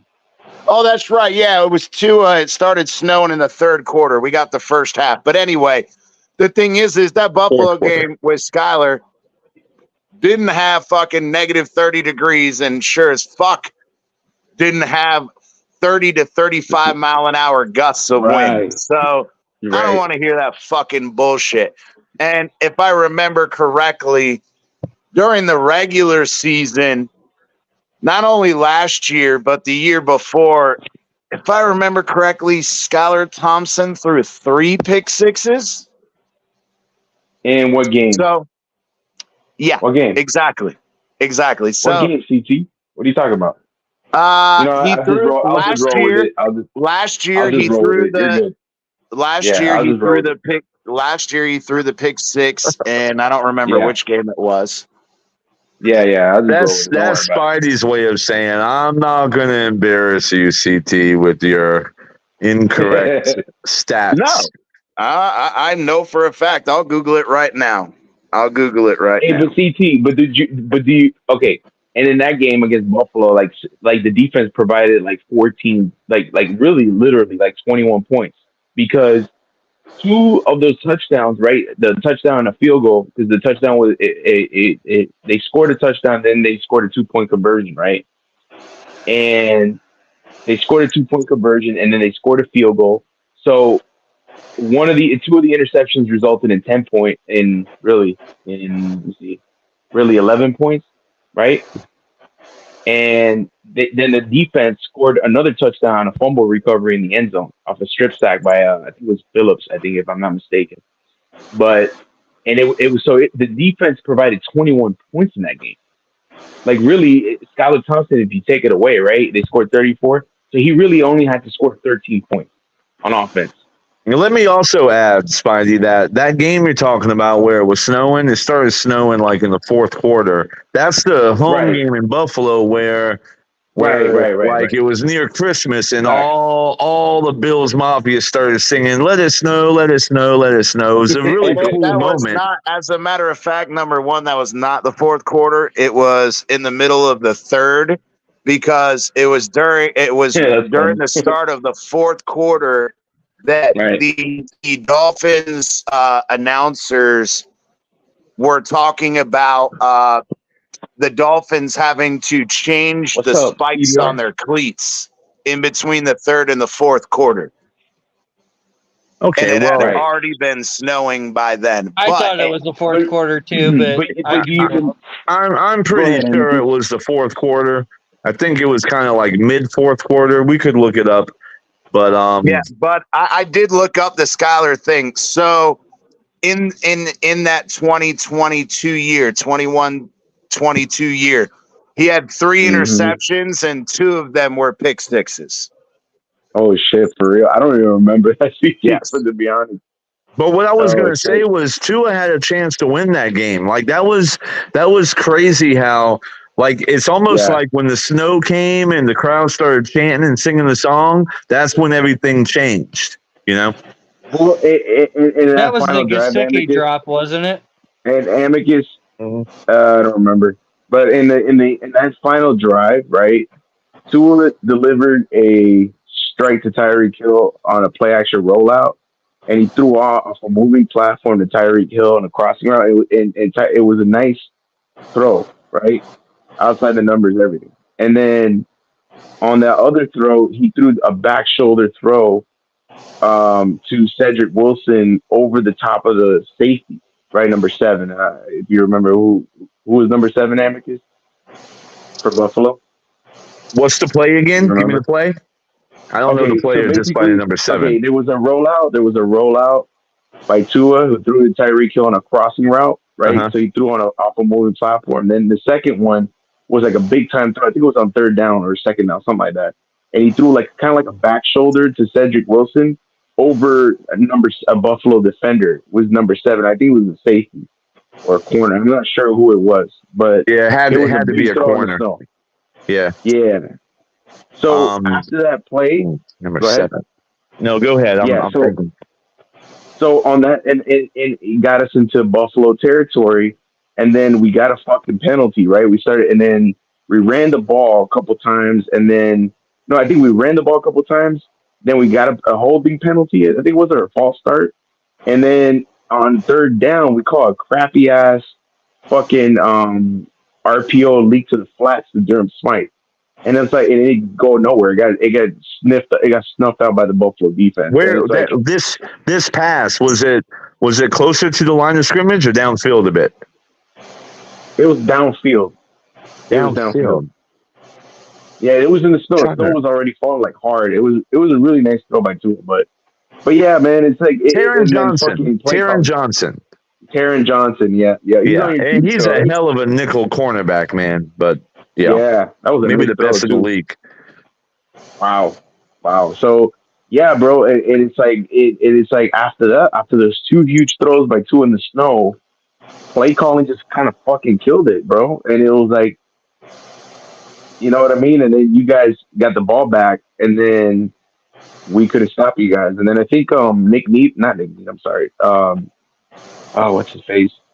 Number 4, Kader Kohu. He got called for a pass interference, for like a pass interference, right? And y'all got down to the red zone and scored on us. Yeah. No, that was a fun game. Like I said, the thing I remember the most about that game is the whole crowd chanting and singing "Let It Snow." That's one of those moments, like in a stadium, that you just wish you were there to experience. Mm-hmm. Yeah, Dolphin Realtor, what's up, buddy? Hey, I don't have a link. CT would have to do it, but feel free to come up here and give us a little taste of your wisdom, my friend. So segue real quick. Off a notch jump out of his socks. Also, Crazy. I didn't know that. I forgot about that.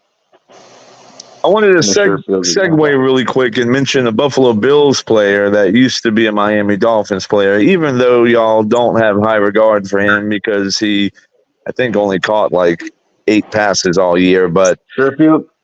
no. Chase Claypool.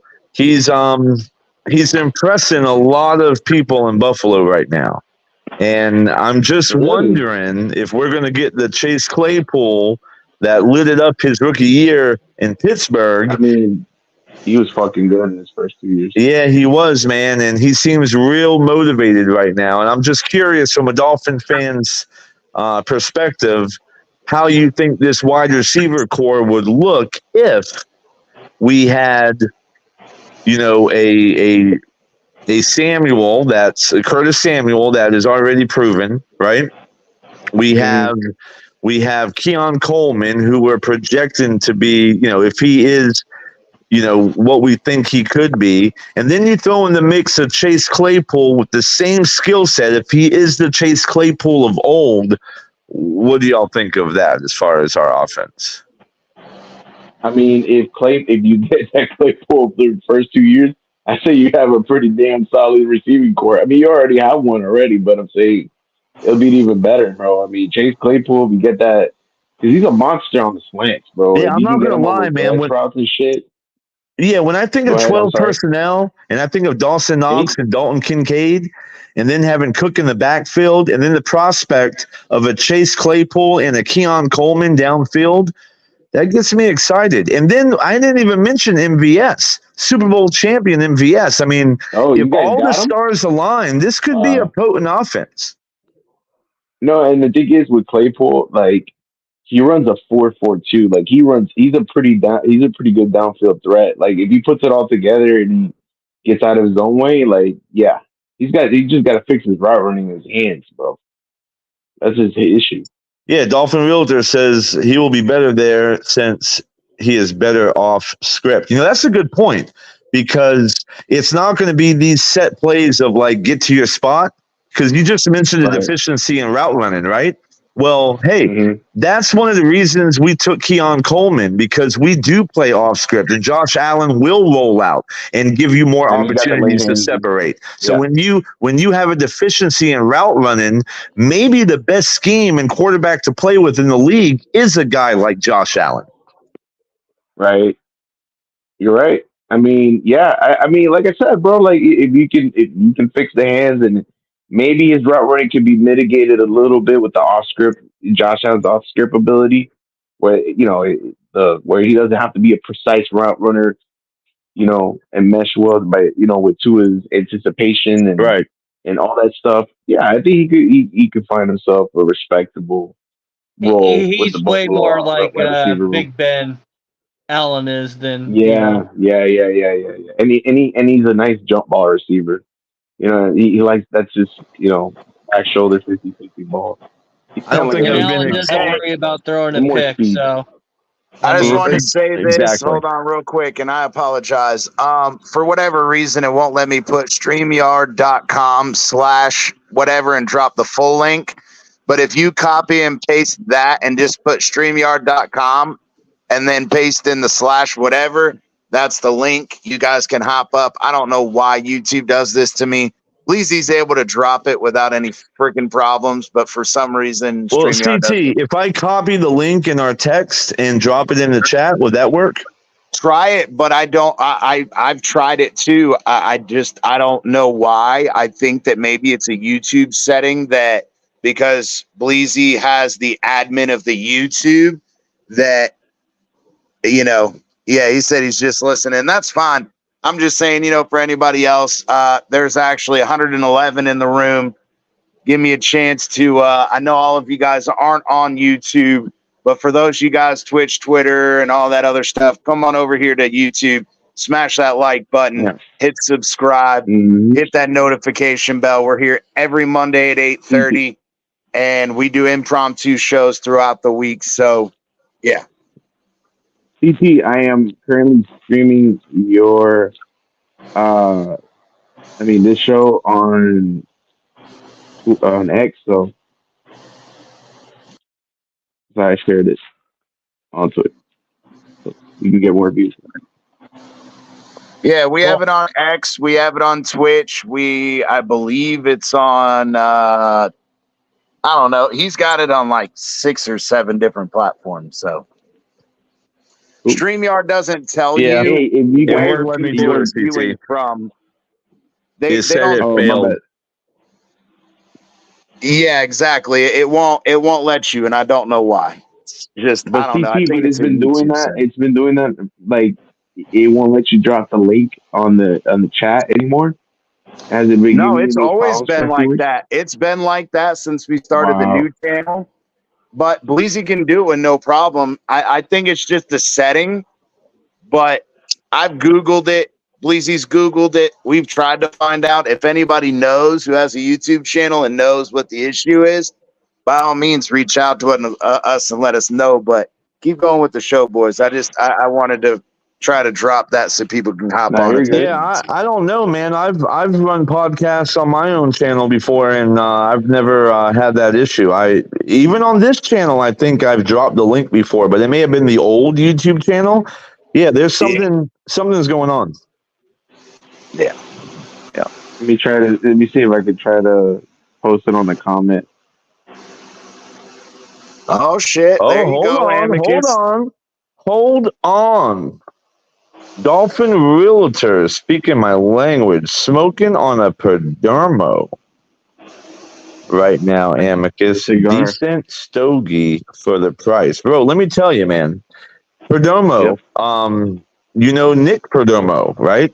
I believe it's Nicaraguan tobacco.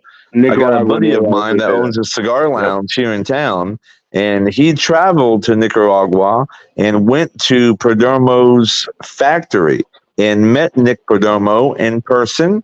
And Nick Perdomo spent about 4 or 5 hours with my buddy and showed him the whole ropes of how they make the cigars and whatnot. So yes, man, that is Nice. a killer cigar. For not even for the money, man. It's just a great fucking cigar. Their anniversary cigars are really good. I really enjoy the Perdomos for sure. Hell yeah. But back it up in the building too. He said, hello, gents. What's going on? Back it up.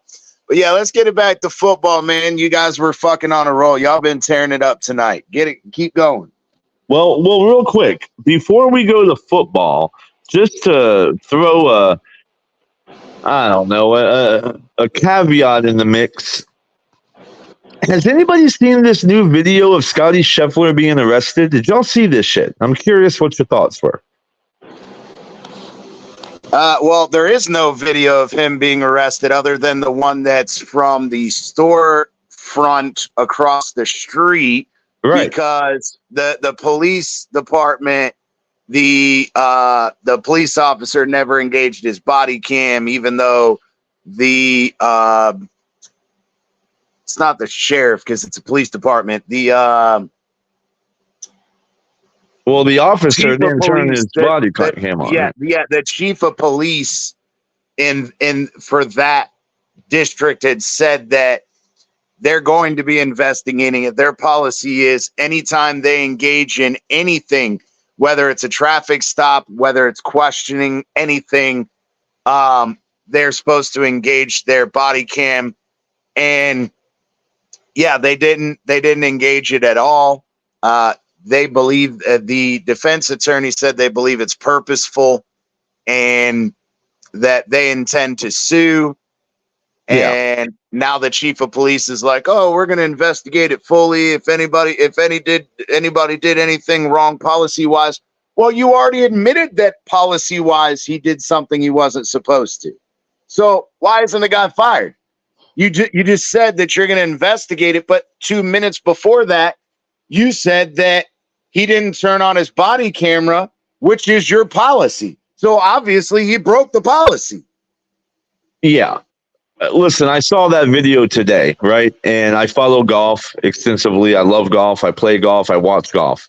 Scotty Scheffler is the best golfer in the world. He's going to go down as one of the greatest of all time. But let me tell you, man, when that shit came out, nobody knew anything. When that video came out today and I saw what happened, Bro, these motherfucking police officers just straight up lied. They just lied. And they picked the wrong motherfucker to lie on, because Scotty Scheffler is the quietest, most calm, nicest guy that planet Earth may has ever seen. And maybe they didn't realize who he was when they did what they did, but everything they said that happened was the complete opposite. How embarrassing. Oh yeah, absolutely. Absolutely. And no, they didn't run him down before he didn't run him down or anything. So apparently what was happening is there was a traffic jam trying to get into the golf course, and the police department said that they tried to nicely give him directions, and that while they were trying to give him directions, that he pulled off, and they charged him with assault, second-degree felony of assaulting a police officer, and all this other shit. And the video shows that that's not what happened at all. Yeah, well, look what Dolphin Realtor said. If you pull it up, he lived in Louisville, Kentucky for 7 years, so he has firsthand knowledge, firsthand experience, firsthand testimony of the police brutality in Louisville, Kentucky. And yeah, man, it makes sense, because that video showed that cop running towards his car. Now, this cop said his pants got ripped off, that he had to attach himself to the car, bro, when we heard this shit from like a couple of weeks ago when the tournament was going on, I was taking visuals, right? Looking at this shit thinking, man, did Scotty think he had the right of way? Did he think he was above the law? Did he think he could just fuck this traffic? I'm going to go to the tournament.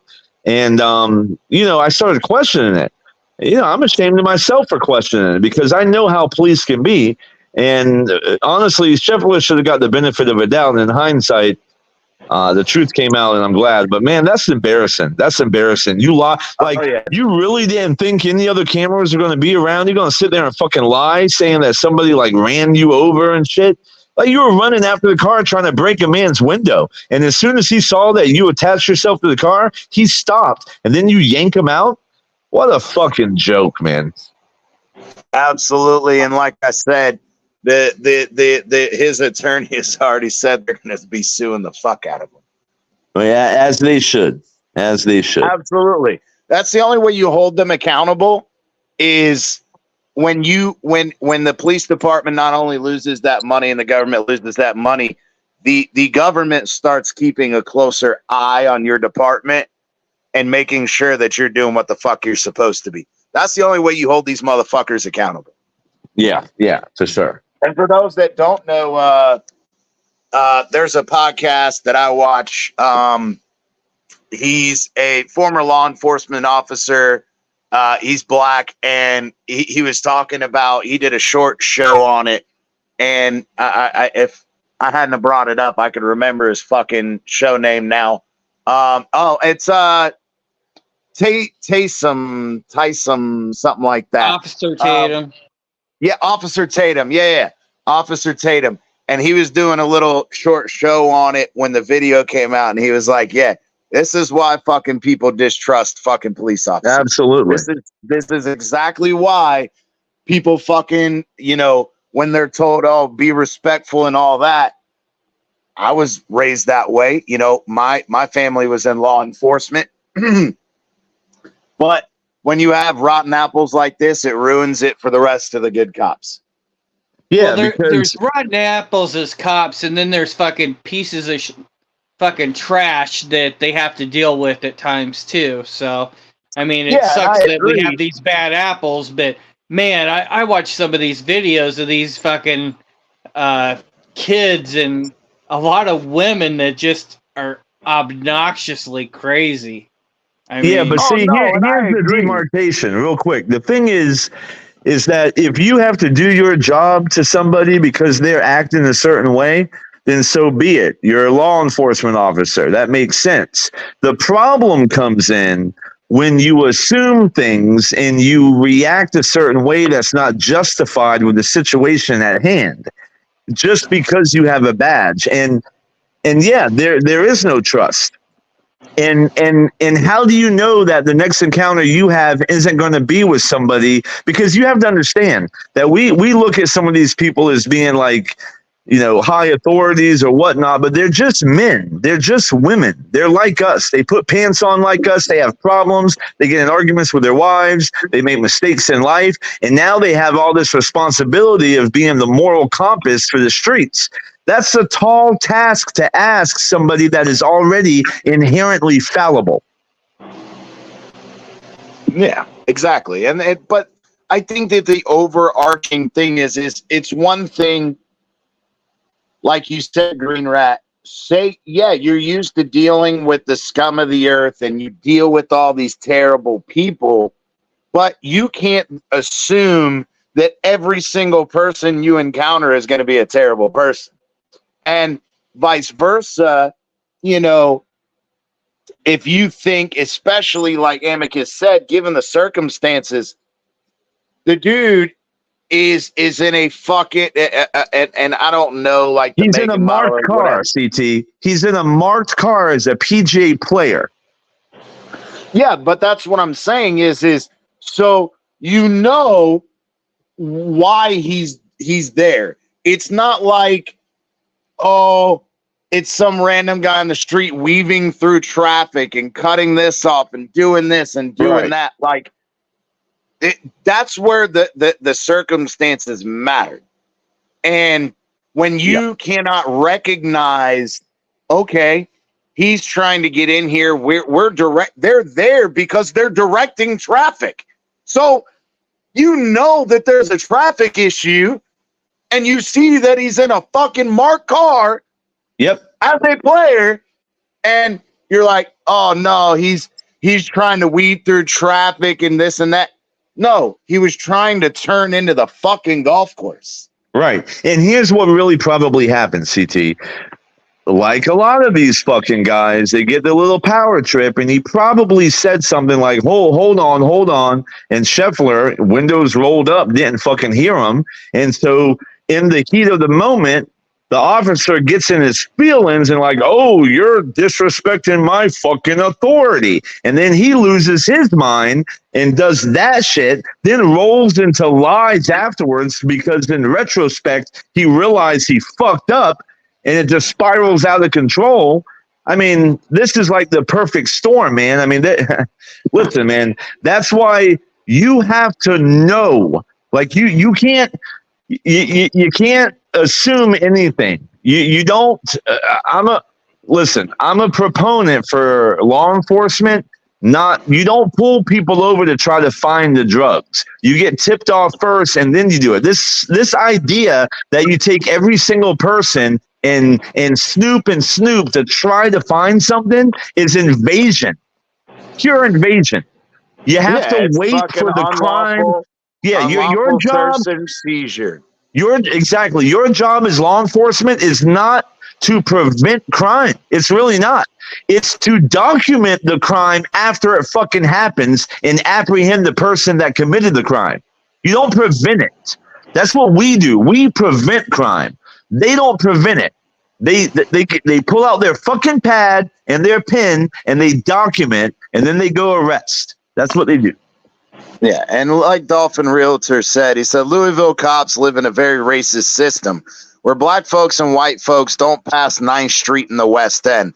The guys on the East End deal with nothing, bro. They're power-hungry idiots. There you go. All right, let's get it back to football. Back to football. Yeah. That was a good breather. So, that was a horrible breather.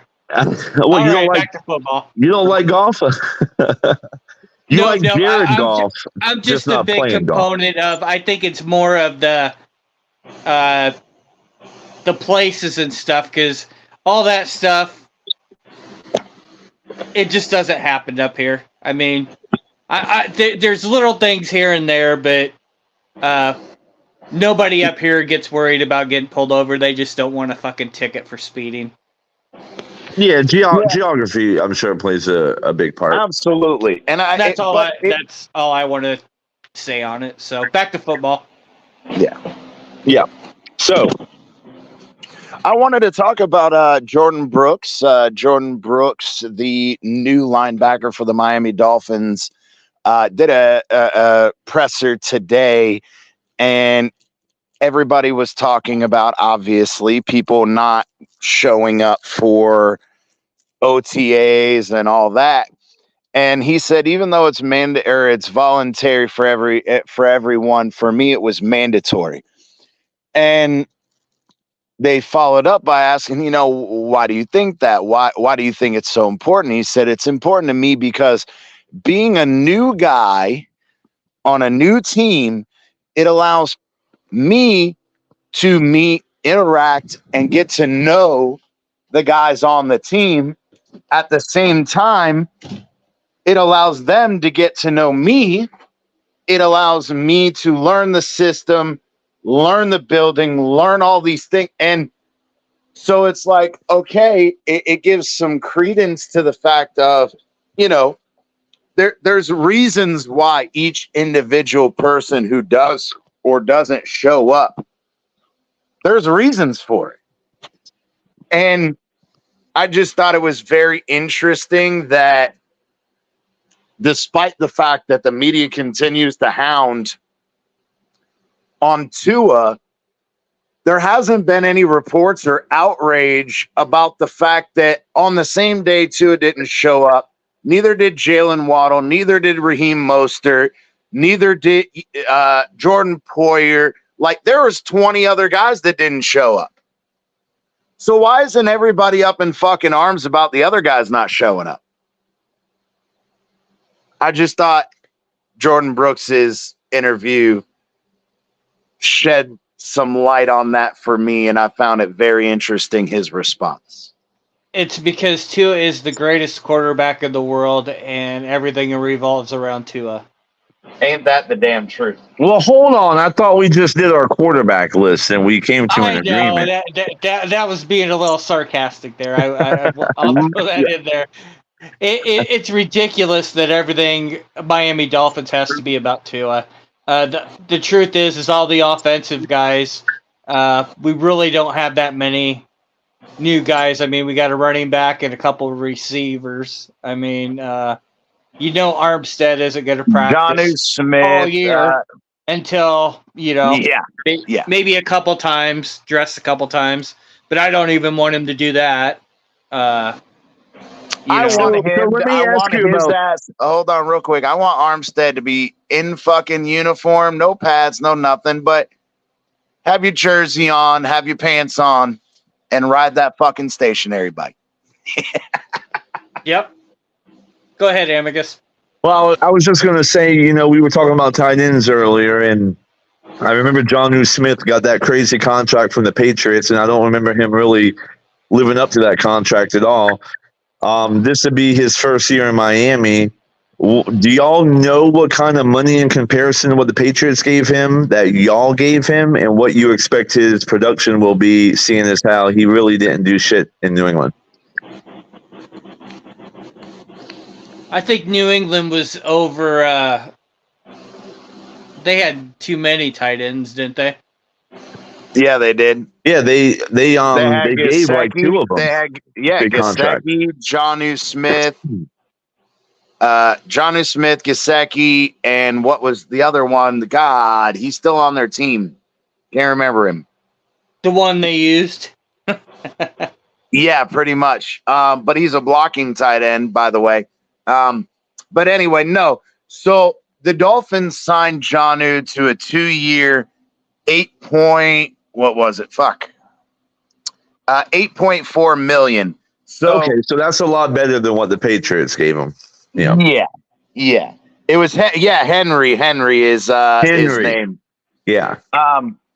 So yeah, the whole point is, though, you're paying him 4.2, and in all reality, Jonnu Smith, even though he's known as a receiving tight end, he actually is a much more capable blocker than a Gesicki, which that's really all you need. Is you need someone in that role that can be a receiving tight end, but you don't show your hand because again, we've talked about it with Gesicki. There's two situations. He came on the field, you knew we were throwing the fucking ball. And the maybe 10 times that he was on the field and we didn't throw the ball, the fucking guy who was supposed to be blocking fucking ran right past him.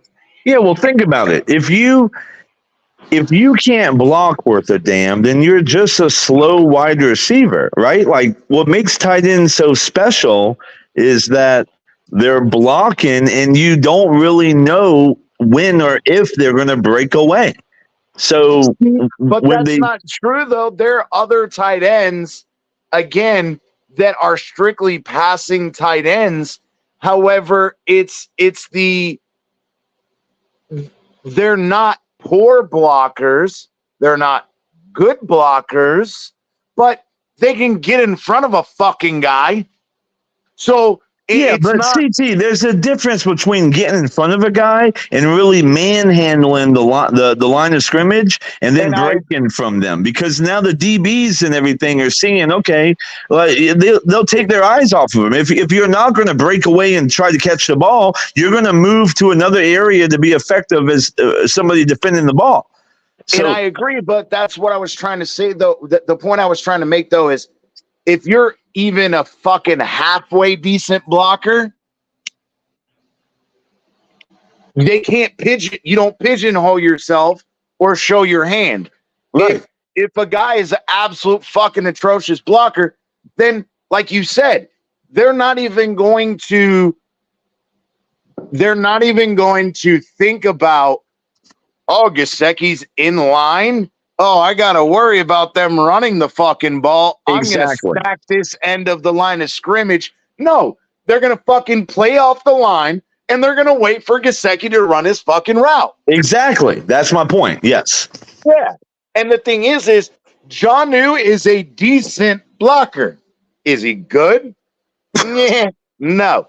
But he's sure as hell 10 times better at blocking than Gesicki was.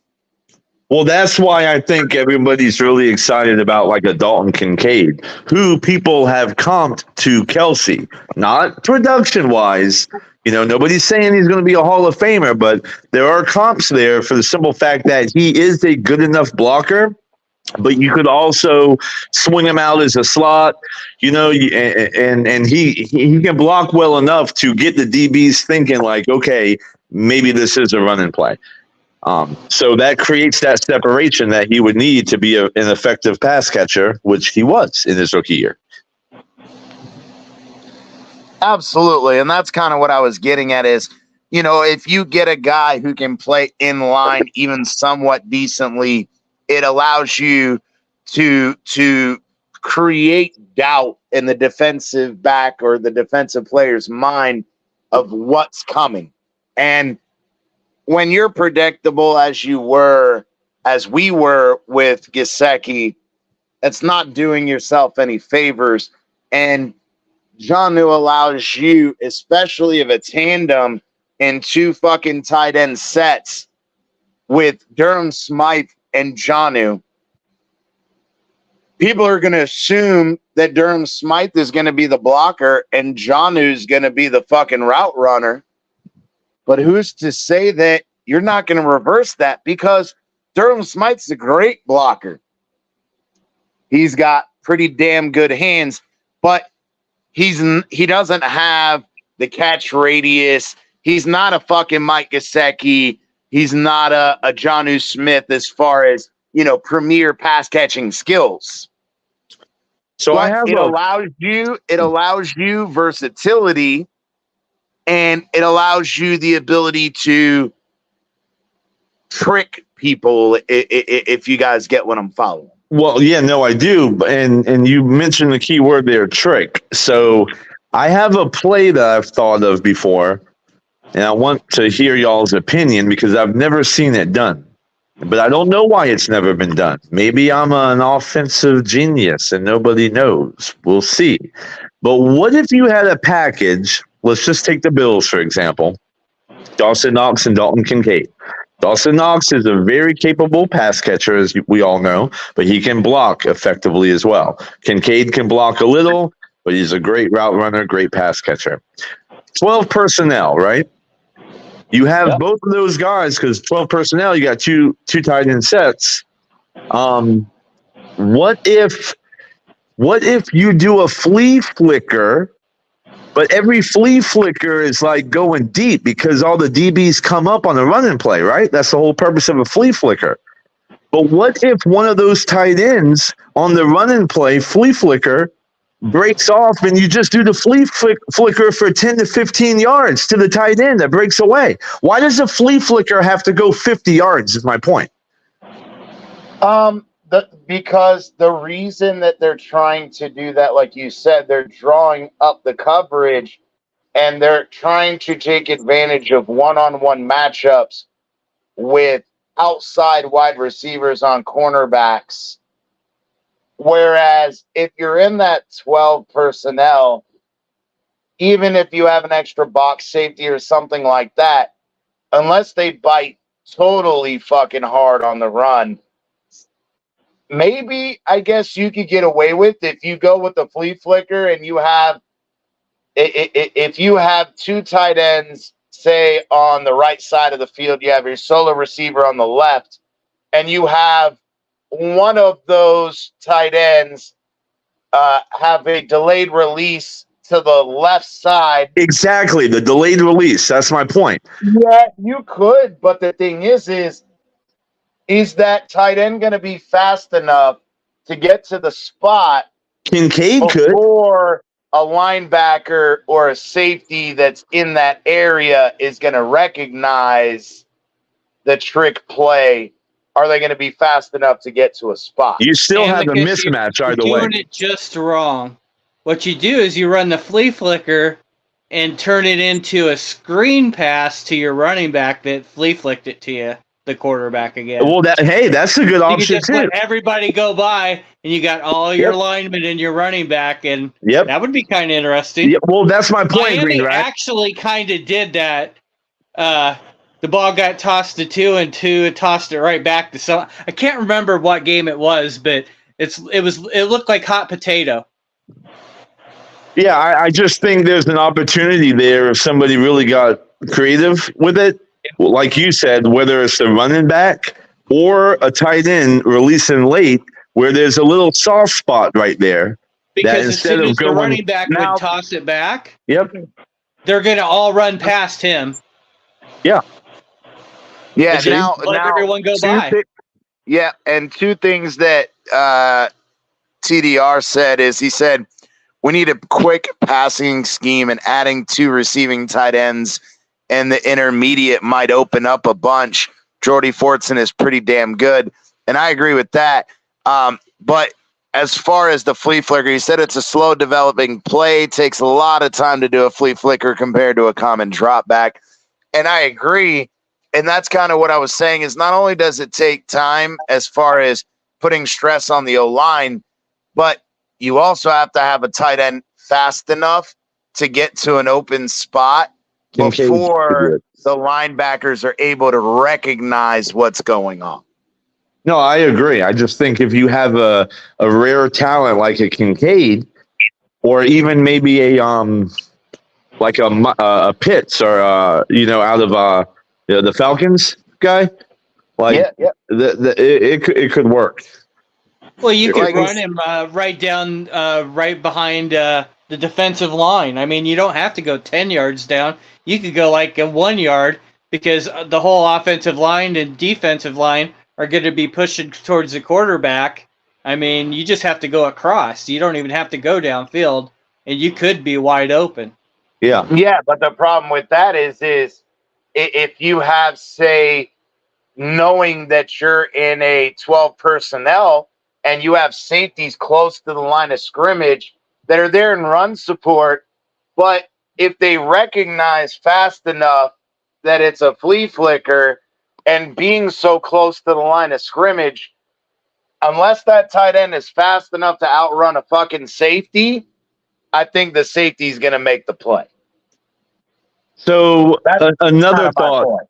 I had when we have these conversations, for fun, think back to when we used to watch football, because we didn't always know what, like, quarters were and single high safety and all these different schemes that happen. When we watch football now, the people on this panel, and I know the people in the chat as well, we look at the defensive scheme, the setup, we look at it all before the ball is hiked, because that's fun, That's how we watch football.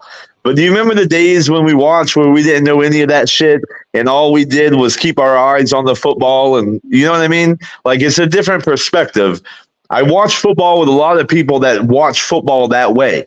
And and sometimes I'm like, man, you really miss out on the game when you don't understand schematically how all this shit works. Yeah, you're just ball watching. You're just ball watching. Yep. But the game goes to a whole new level from a fan's perspective when you actually understand what's happening on the field. Yeah, absolutely. And I fall into that sometimes, especially on run plays. You're so focused on the handoff and, okay, where are the lanes? Where is this? But it's a lot easier with passing plays to not be a ball watcher because, well, especially for guys who enjoy watching the game for more than what it is. But you're not focusing on the quarterback. What is the quarterback doing? Oh, he's dancing around. No, I'm looking down the field going, motherfucker, throw it to him. Yeah. He's wide open. And so TDR, like he said, he brought up a great point, and it's kind of similar to what I was saying. He said, in the time it takes, Kincaid will either be in a long route or it'd be sitting down and recognized. And that's kind of what I was getting at. So, but yeah, I agree with you, Amicus, that,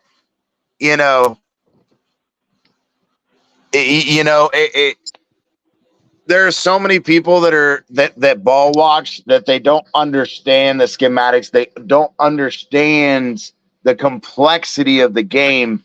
They just watch it strictly for the entertainment purpose, which is fine.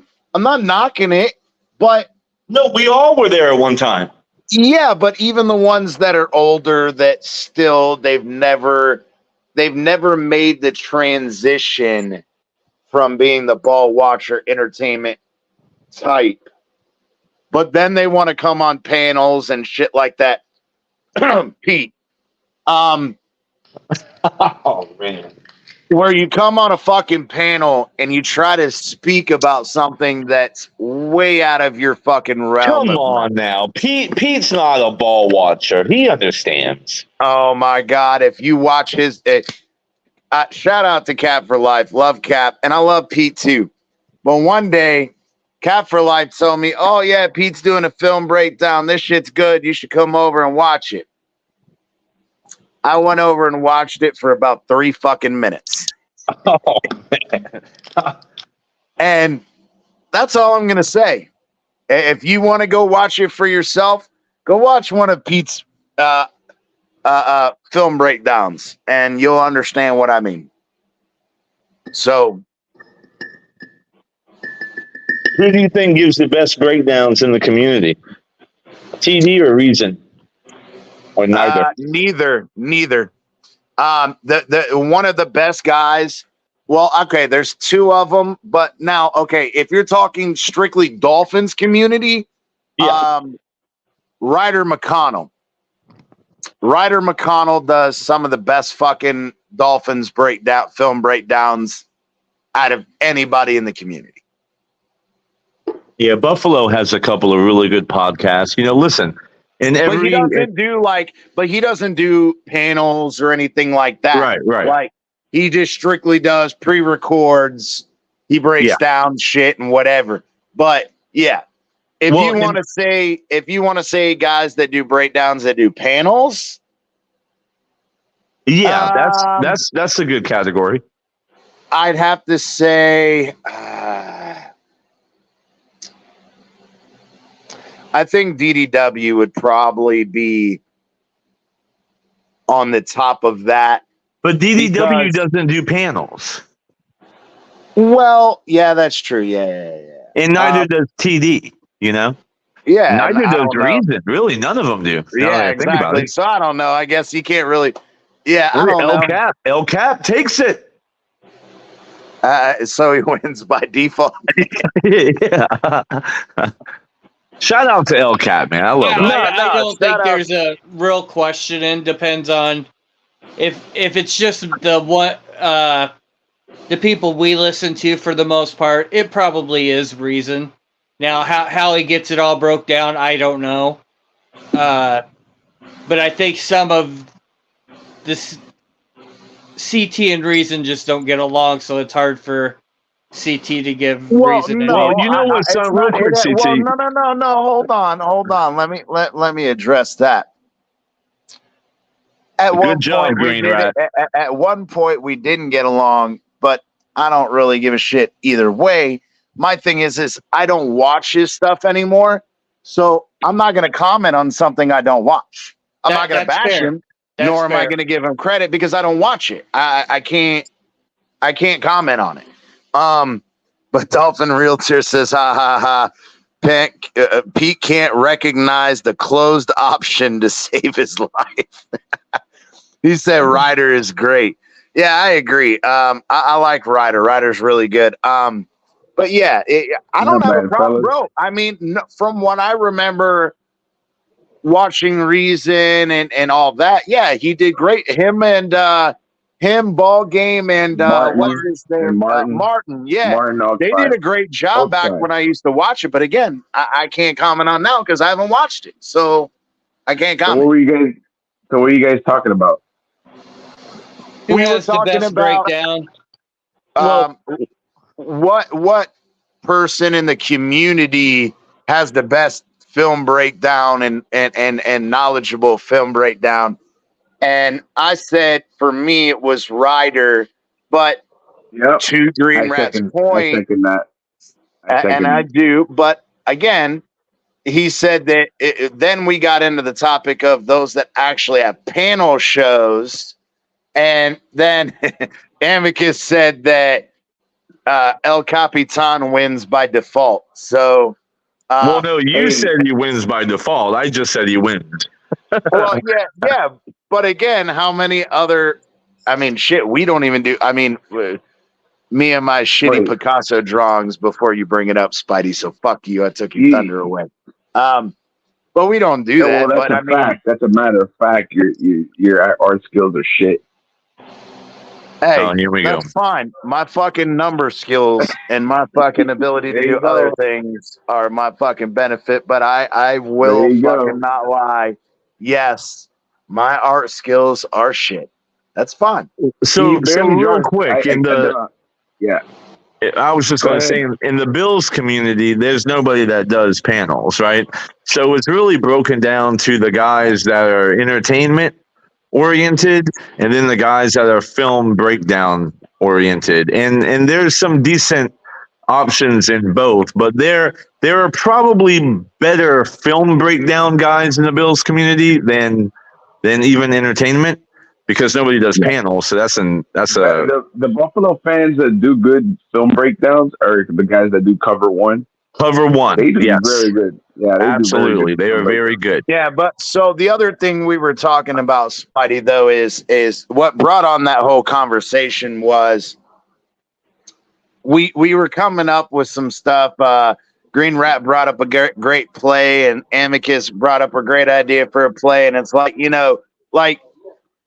but then we have the comment about people who are ball watchers, and then we all start off as ball watchers, right? You're a kid, you're watching the game, you watch the ball.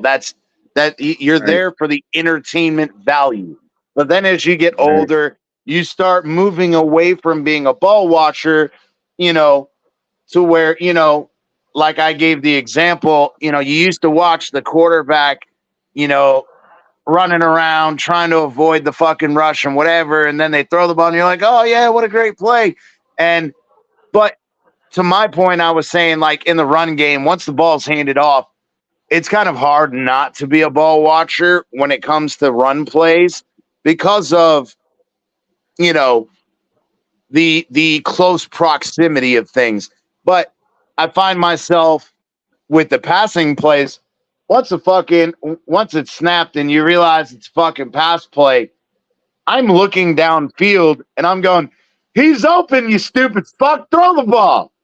And you start to fucking start looking for other things, whether it's schematics, whether it's windows, whether it's understanding coverages, all of these things that you develop into over time. And then I took a cheap shot at Pete because I remember I talked to you about it one time. Spidey was Cap for Life. He had texted me and he's like, "Hey man, Pete's doing a fucking film breakdown. You should come check it out." And I'm like, "Yeah, I ain't got shit to do." I watched it for 3 minutes and then I had to turn it off. And that's all I'm gonna say about it. Bro. That's all I'm gonna say about it. Breakdowns, bro. I was watching Pete's breakdowns. I couldn't stand watching a minute of it. And when I said it, TDR started laughing his ass off. He said, "Ha ha ha." He said, "Pete can't recognize a close option to save his life." A closed option. And he said, Ryder's great. And then he said, hot take, folks that think Tua can't throw cannot understand secondary leverages. I'm sorry, but what is a closed option?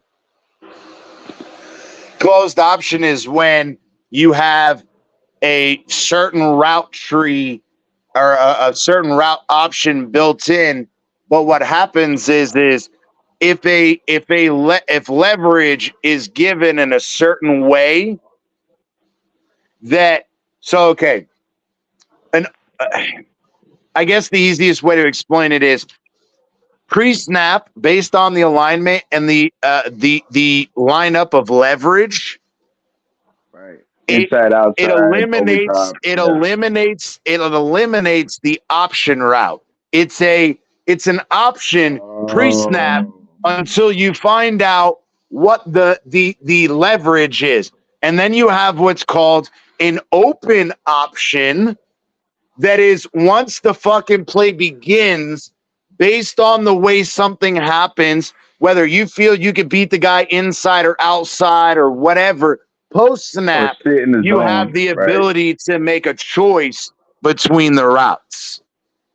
Right. No, I was like, what the fuck is a closed option? Yeah, there's two. It's the open option, which is post-snap, you can make your choice. And then a closed option is based on the pre-snap alignment, you're going to the option route in the play design is there, but based on the leverage pre-snap is what determines your route even before the ball is hiked. Right. Yeah, because if you're playing inside, right, you're gonna go to the outside. If you're going outside, he's gonna try to funnel you inside. So yeah, I know. Yeah. Based on that. Yeah. I know. So I just never heard the term closed option before. I was like, what the fuck is that? They also call it. There are multiple names for all kinds of shit. You know what I mean? Like they have routes. They name them 50,000. Another one is again pre-snap option, post-snap option. Mm-hmm. It's just verbiage. It's just terms. Yeah. Good stuff, TDR. Thank you for putting that out there. Appreciate that, brother. Man. Absolutely.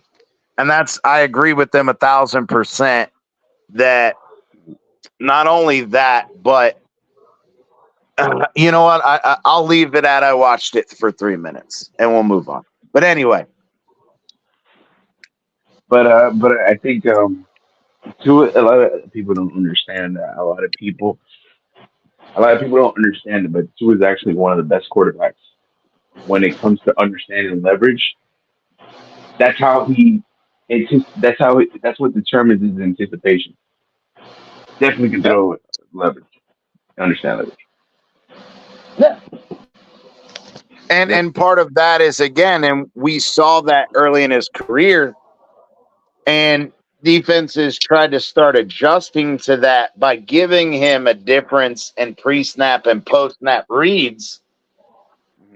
But Tua has done nothing but continue to get better, just as every quarterback going from college to the NFL, where the NFL is much more complicated. They switch things post snap, where in college, very few teams do any post snap changes. What you see is what you get. And Tua, not only has he always been good at the pre-snap reads, reading leverage, pre-snap, he's only continued to get better post-snap and adjusting. But that takes time. That takes experience. And one of the things that I talked about from the very beginning with Tua was that with Ryan Fitzpatrick, Ryan Fitzpatrick himself said it. Pre-snap to post-snap reads. He said, you can catalog all you want pre-snap, but until you have years of experience, as I do, to build a catalog post-snap is when you start to make your hay. Quote, unquote, by Ryan Fitzpatrick.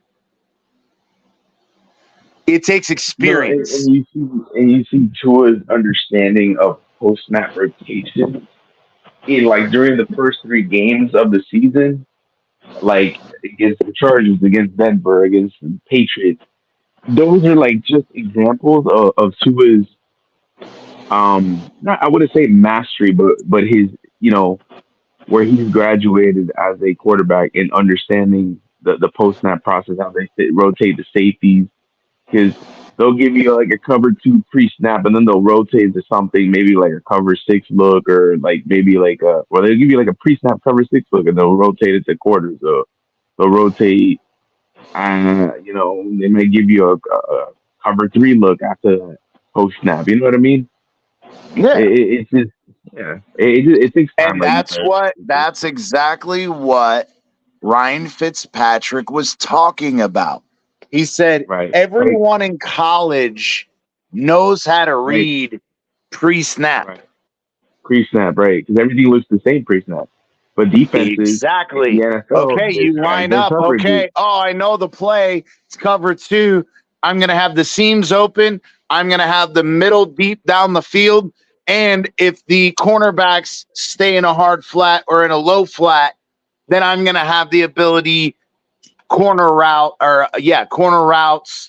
comeback routes, shit like that. But okay, you can analyze that. But then once the ball is snapped, and instead of the cover 2, they're giving you in an invert where you've got a cover 2 on one side of the field, but you've got a cover 1 on the opposite side. So you think that seam is going to be open on one side, or you think the seam's going to be open on both sides, but in reality, that seam is only open on one side. And the question is, are you going to pick the right side? Or are you going to be able to see the rotation, look over, see the change in orientation of the defenders to go, oh, okay. And within a second go, all right, they moved to a cover 3. All right. And a cover 3, this is going to be open, this is going to be open, and this is going to be open based on this play design. And if you don't have the ability to do that quickly, you're fucked. Nah, Weaver's defense, right? They use a lot of cover 2 structures, but out of that, they'll rotate into like a cover 2, a cover 3, excuse me. They'll rotate into like a cover 3 buzz, right, where the safety drops into the becoming that hole defender, and you have one of the linebackers dropping back into the flats, right? Or you have one of the fucking corners in cover 3, cloud. You have one of the fucking deep third corners dropping to the deep, becoming the deep third defender, and then basically one of the 2 high safeties drops down into the flat, to cover the flats area. You know what I mean? So he'll give you that different look depending on out of those cover 2 structures. Like defense, like a rookie quarterback is gonna look like, oh, that's cover 2. That's gonna be a cover 2. Then they rotate to something like a cover 3 buzz or cover 3 And then he throws a fucking cloud pick. and shit. Yeah, and he throws a fucking pick. You know what I mean? Yeah. Because he's expecting those flats to be open, and it's like, oh shit, I didn't see that fucking safety in cover 3 cloud dropping down to the flats. Like it's like it's something. You know, it's yeah. You know, Yeah, or you can it's take a cover 3 recognition. look and It's then recognition and then decision making. And Tua's fucking great at it. yep. Shit, you can get a cover 6 and get a cover 2 buzz, a cover 2. Well, actually, it's a cover 3 double buzz. You know what I mean? Some shit like that. It's confusing. You know what I mean? And it takes experience. It takes you just looking at, playing against different defenses and playing against different schemes and seeing how different defenses disguise their coverage, how they rotate their safeties, how they shift their things like that, and you build it up in your repertoire, in your mind, and AKA experience, and that's how you become a better quarterback. Like, look at Josh Allen right now. You think can you compare Josh Allen when he was a rookie to Josh Allen now? I mean, Josh Allen from when he was a rookie to now, he's much better at reading defenses and seeing those safeties rotate late. You know what I mean? Yep. And it's the same thing. You got you go from a cover 2 to you rotate to a cover 3 robber. And if you see cover that 3 is what they call cover 3. It's what you call cover 4. Oh, shit, I think it was like a cover 4 lock. No, sorry, cover 4 cut. That's what they call it. And then you rotate it because you got one of the safeties to drop down. It you got depends one on the safety, leverage. the robber. You got one safety instead of backing up deep and you thinking that the seam in that middle is going to be open. Then you have one safety drop back deep, right? But then the other safety drops into the middle and plays a hook zone in the middle of the fucking field, where exactly then the linebacker that would normally cover that hook zone in the middle is now fucking dropping out into taking away the corner or the comeback route on the inside. So you're expecting the seam to be open, but that linebacker can now cover that seam because the safety is rotated down to play that hook zone in the middle where you're anticipating the linebacker to be in a cover 2, and it takes away that deep middle that you're expecting to have open because of the cover 2, because that safety is rotating to the middle of the field to play center field. And if you can't fucking recognize that fast enough, you're fucked. Yeah. Yeah, because in cover 4 cut, basically the free safety is the one that's dropping to the middle of the field, right? He's covering that hole, that he becomes that hole defender, or that that hook. He's the one that drops down into the hook area in the middle of the field, and then one of the boundary corners replaces him in that vicinity, and then it rotates into like a cover 3.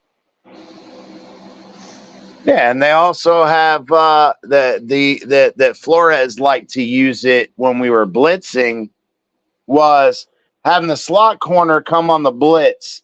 And normally people think that the linebacker would be the one to play outside to cover that slot corner's area. But in reality, they would have the safety come down and the linebacker drop back. Yeah. And it's just that it's kind of like it looks like it's a cat and mouse chess game. It's a cat and mouse chess game. Yeah. You expect me to do this, I'm gonna do this. And cover 4 cut, real quick, going back to a cover 4 cut, like if a guy is running a timing pattern, like a crossing route over the middle of the field, if the receiver gets an inside release on a guy that's playing outside leverage, the safety that's playing that robber defender is the one that cuts on the inside release, on the inside. Yeah, that's what it's called. But yeah, that's another name for cover 3. Cover 4, cover 3, Robert.